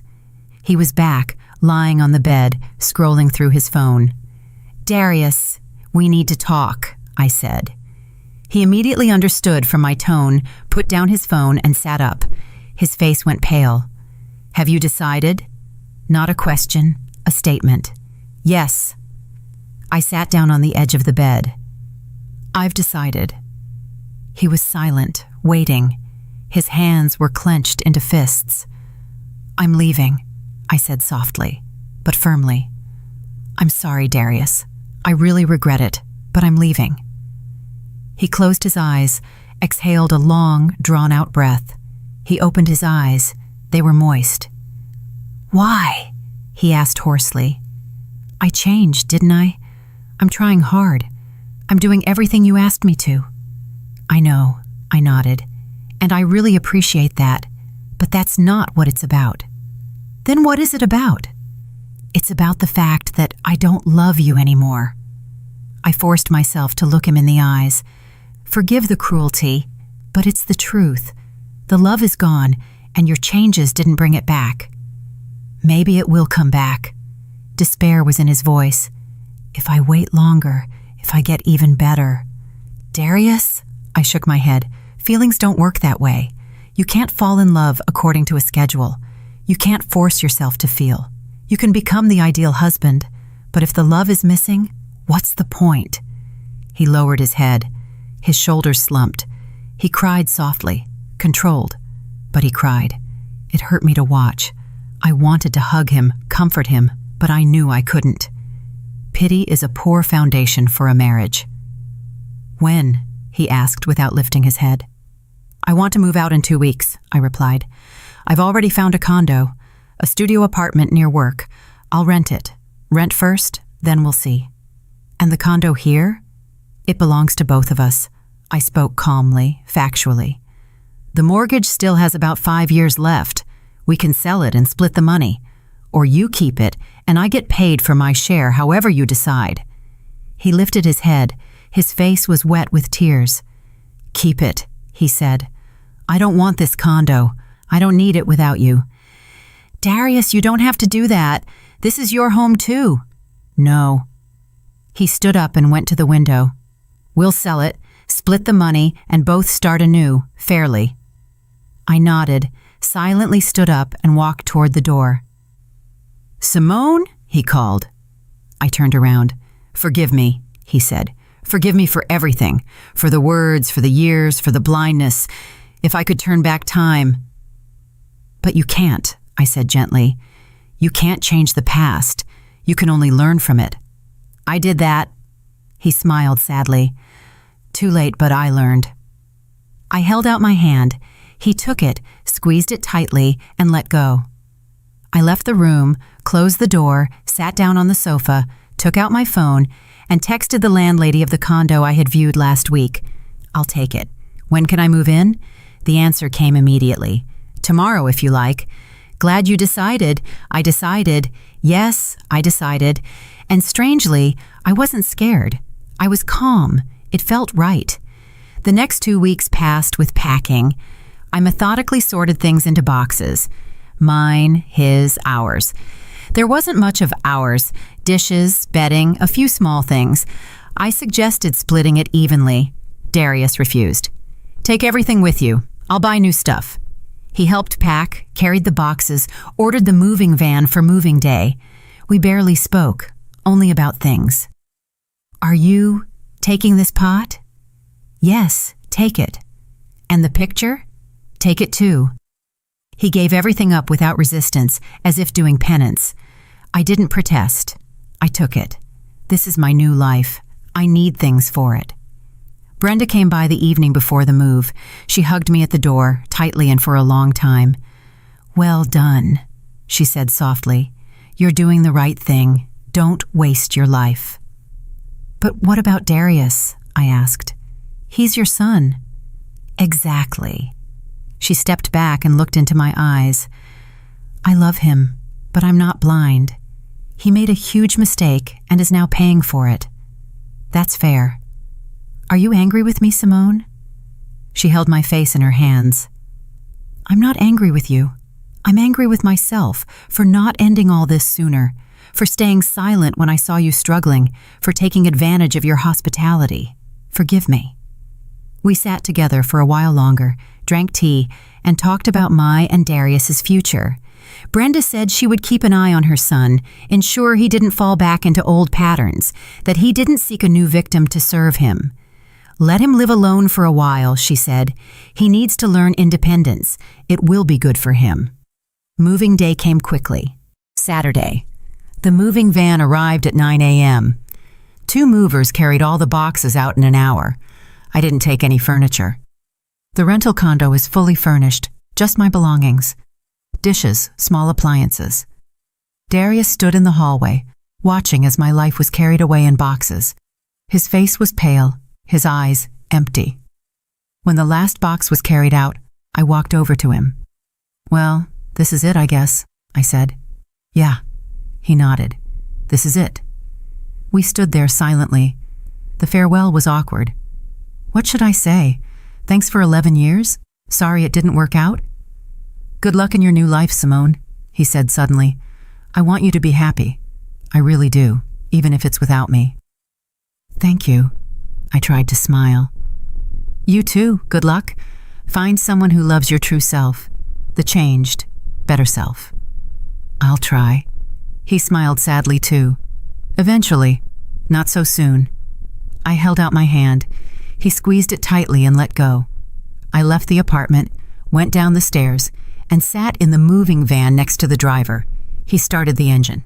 Ready to go? He asked. Ready to go? I replied. The van drove off. I turned around. Darius was standing on the balcony watching us go, raising his hand and waving. I waved back and turned around to look ahead, to where my new life was beginning. The condo was small, but bright.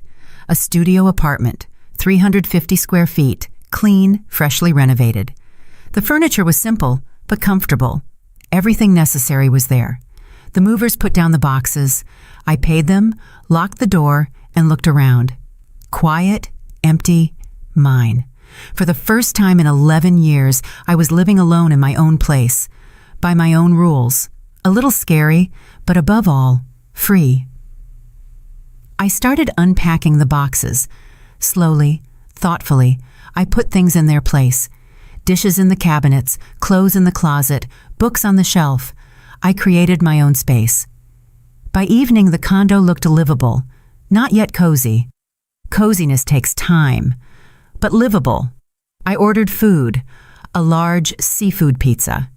I hadn't ordered that before. Darius didn't like seafood. Now I could. Now everything depended only on me. I ate the pizza right out of the box, sitting on the sofa, looking out the window. It got dark outside. The streetlights turned on. People were rushing home to their families, to their loved ones, to their familiar lives.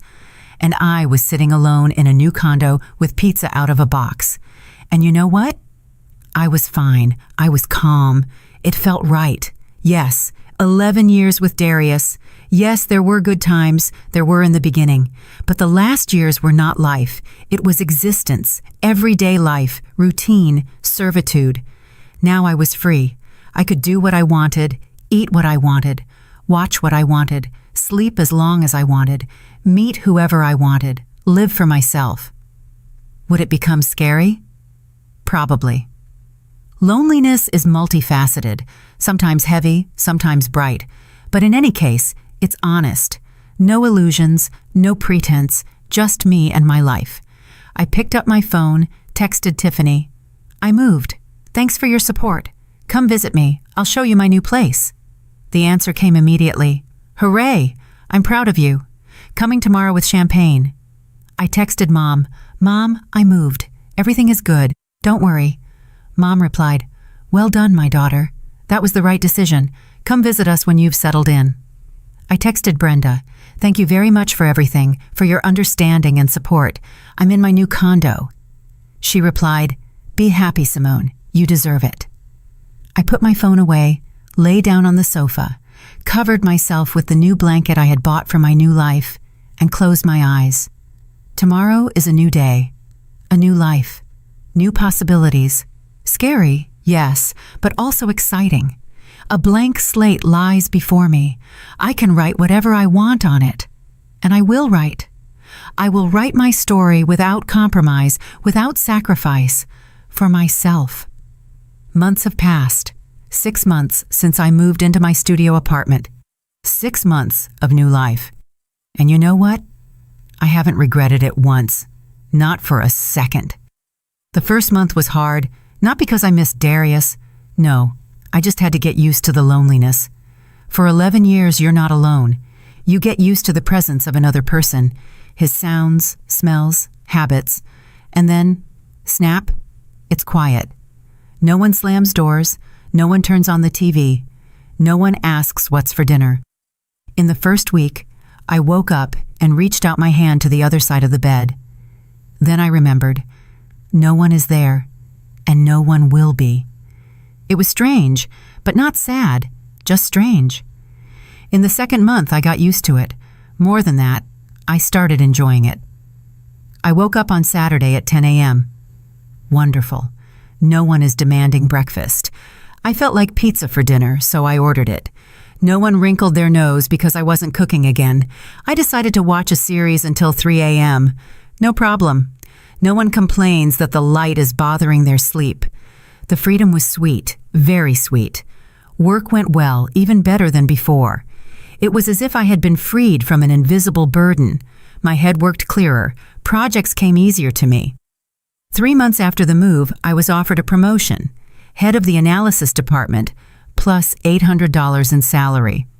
I accepted without thinking twice. $5,800 a month. All mine. No one is saying I'm eating anyone out of house and home. No one is asking me to Venmo money for the car wash. No one expects me to pay for other people's food, other people's parties, other people's lives. I bought a membership at the gym, expensive, at a good club. I go 3 times a week. Yoga, swimming, weight training. I've lost 5 pounds. Not because I had to, I just felt like it for myself. I feel better, lighter, younger. I refreshed my wardrobe. Before, I rarely bought clothes. All the money went to the house, to Darius, to his family. Now I can afford a nice dress, good shoes, quality cosmetics. Not out of necessity, out of desire. Tiffany and I meet every week now, sometimes at my place, sometimes at hers, sometimes at a coffee shop. We talk about everything, work, her children, men, not mine yet, life. She has become more than just a friend. She is a rock. I met my neighbor, Lola. She's 35, also divorced, works as a marketing expert. We sometimes drink wine in her kitchen, chatting until midnight. She tells me about her divorce. A similar story, only her husband also cheated on her. I tell her about mine, about the eating out of house and home and the cold revenge. We laugh. Sadly, but we laugh. You know what the funniest thing is? Lola says one day as she pours more wine. They all think they're irreplaceable, that we'll fall apart without them. But we're living, and not just living, we're thriving. She's right. I am thriving. My hair has gotten longer. I decided not to cut it short anymore as I used to. Now it just brushes my shoulders. I dyed it a warmer shade. My face looks fresher. No more constant tiredness in my eyes. I dress in brighter colors. Before, I was always in black, gray, unremarkable. Now, colors, patterns, femininity. Darius has called a couple of times in these 6 months. The first time, a month after the divorce, he asked how I was. I answered briefly, politely. He said he missed me, thought about me, still had hope. I said, "Darius, let it go. It's over. Move on." He was silent, said goodbye. The second time, he called 4 months later. He said he had sold the condo. The money was ready to be transferred. My share, $100,000. I gave him my bank details. The money arrived the next day, $100,000. I put it into a fixed deposit account. It's supposed to stay there and grow. Eventually, I'll buy my own small condo, or I'll invest it in something else. I don't know yet. I'm not in a hurry. I have time. Darius also asked that time, "Are you seeing anyone?" I answered honestly, "No, I'm not ready yet." "I am ready," he said softly, "if you ever change your mind." "I won't change my mind," I interrupted. "I'm sorry. Move on, Darius. Be happy." He didn't call again. Brenda sometimes texts me, asking how I am. She shares news.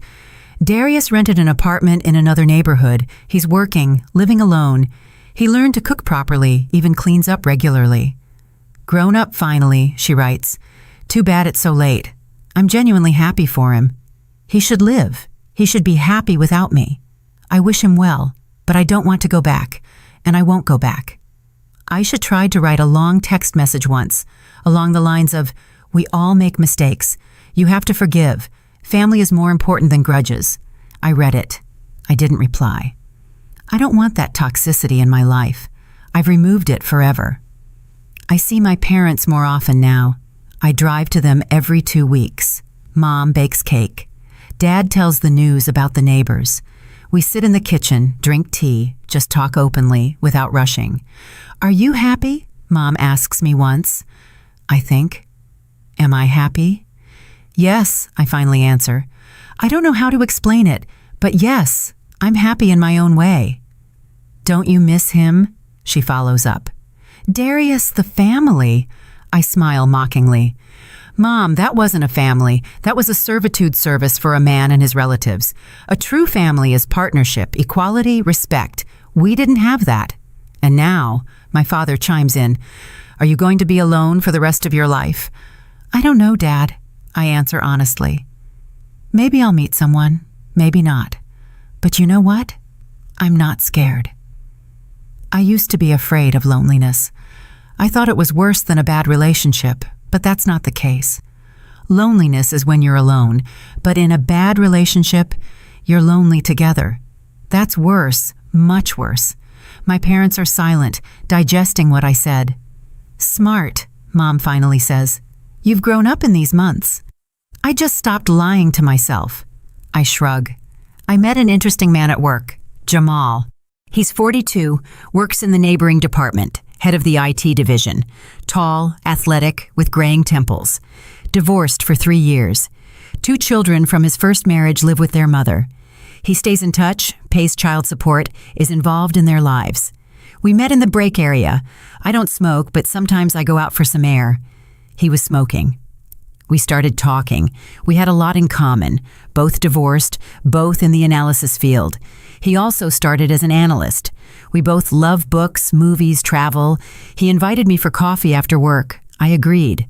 We sat at the coffee shop for 2 hours, talking about everything. Easy, free, interesting.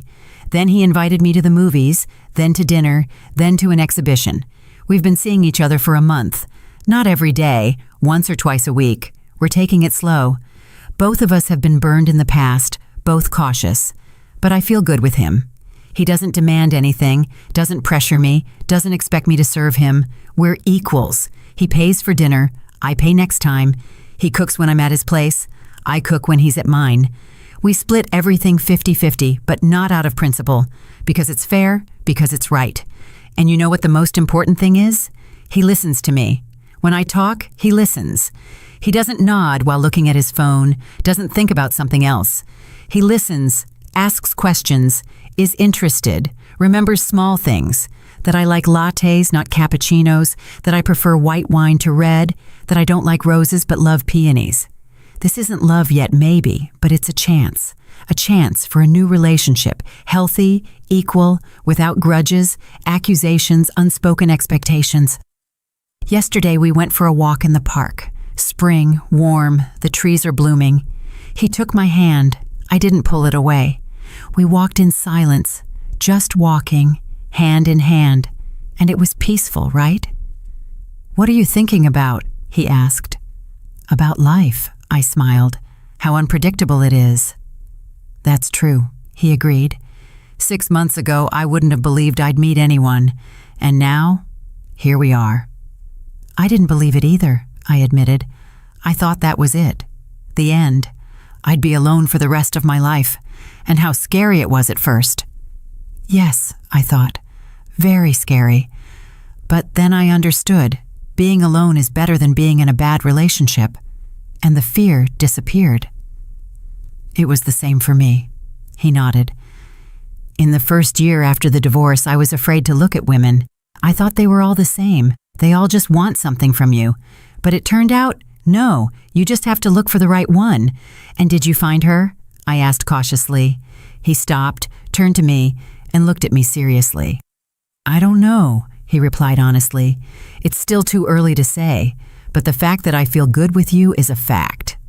Me too, I smiled. We walked to my building. He accompanied me to the entrance. He didn't try to come up. He knew I wasn't ready yet. He respected my boundaries. That's rare, mind you. Very rare. Will I see you Friday? He asked. I was going to suggest we go out of town. There's a nice place, a lake, woods. We could have a picnic. Sounds good, I agreed. Let's do that. He kissed me on the cheek, lightly, unobtrusively. He waved goodbye and left. I went upstairs, unlocked the door to my condo. Small, cramped, but already so familiar. Mine, only mine. I brewed myself a proper coffee. In the French press, poured it into the large mug I had bought on the first day of the move. I sat on the sofa by the window and looked out at the street, at the city, at the life behind the glass. Next week is my birthday. 40 years. A round number. I used to be afraid of that number. I thought it was the end of youth. But now I'm not afraid. 40 is not the end. It is the beginning of the second half of life. Conscious, mature, free. Tiffany suggested throwing a party. I agreed. I'll invite friends, colleagues, my neighbor Lola, maybe Jamal, a small group, wine, snacks, conversation, without fanfare, without excitement, just a celebration of life. I took out my phone, opened my notes. The spreadsheet with the expenses for 11 years is still saved there. I open it sometimes, not out of revenge, but simply to remember, to not repeat mistakes. $60,000 for Darius's relatives, plus about $50,000 for our shared life. Utilities, groceries, his personal expenses. Over $100,000 in total in 11 years for a man who then accused me of eating him out of house and home. Sad and comical at the same time, but educational, very educational. I understood the most important thing. I will never tolerate disrespect again. I will never sacrifice myself for someone who doesn't appreciate it. I will never be silent when I should speak. And never, hear me, never will I be afraid to be alone. Because loneliness is not a punishment. It is a choice, sometimes the only right choice. If someone had told me 6 months ago that I would be happy after the divorce, I wouldn't have believed it. I thought it would be hard, painful, scary. And it was. It was like that for the first month, but then it became easy, bright, free. I don't know what will happen next. Maybe something will come of Jamal, maybe not. Maybe I'll meet someone else, maybe I'll stay alone. But you know what? That doesn't scare me. Not at all, because I learned the most important thing, to be happy without a man. Not despite his absence, but independently of him. Happy just because of life, because of myself, because of freedom. I finished my coffee, stood up, went to the mirror, and looked at my reflection. 40 years. Wrinkles around my eyes, gray hairs that I no longer dye. But my eyes are lively, my face is radiant. The smile is real. Hello, I said to my reflection. Nice to meet you. I'm Simone. I'm 40 years old. I live alone, earn well, I'm not dependent on anyone, and I'm happy just because I am. My reflection smiled back. And you know what the biggest victory is? Not that I left Darius, not that I started a new life, and not even that I met Jamal, but that I found myself, my true self, without masks, without roles, without expectations, and I loved myself. Finally loved. That is priceless. worth much more than the $100,000 I spent on someone else's life. That is invaluable. I opened my laptop, created a new file, called it My Life Rules, and started typing. Rule 1. Never tolerate disrespect, not from a husband, not from relatives, not from anyone else. Rule 2. Address problems immediately. Don't let grudges pile up for years. Rule 3. Don't be afraid of being alone. Loneliness is better than a bad relationship. Rule 4. Demand equality. Don't serve, but live as partners. Rule 5. Spend money on myself without guilt. I have a right to a beautiful life. Rule 6. Don't sacrifice. Sacrifices are never appreciated, never. Rule 7. Be aware of my own worth. I don't need anyone. I choose someone. The difference is huge. Rule 8. Live for myself, not for my man, not for children, if I have them, not for my parents. For myself, because this is my life, and I will live it the way I want. I saved the file, printed it out, and hung it on the refrigerator. It will hang there reminding me every day who I am, what I'm worth, and that I will never, hear me, never go back to the past. It got dark outside. The city turned on its lights. Somewhere out there, Darius is living alone in his condo. Maybe he's thinking of me. Maybe he regrets it. Maybe he has already found someone new. I don't know. And you know what? I don't care. I absolutely don't care. That is his life, his path, his lessons. And I have my own life, my own path, my own lessons, and I'm just starting to learn them. 40 is not the end. It is the beginning of a real life that I choose myself. And it will be wonderful. I promise myself, it will be wonderful. I'm really glad you're here and that I could share my story with you. If you liked it, show me by liking the video and subscribing to my channel. Let's see how many of us there are. Write in the comments which city you're watching from and what time it is. I'm so curious to know where all you wonderful people are tuning in from. If you want to support me a little extra, you can also send a small donation. I share new life stories for you every single day. And now, 2 of my most popular stories will pop up on the screen so you can choose what to watch next.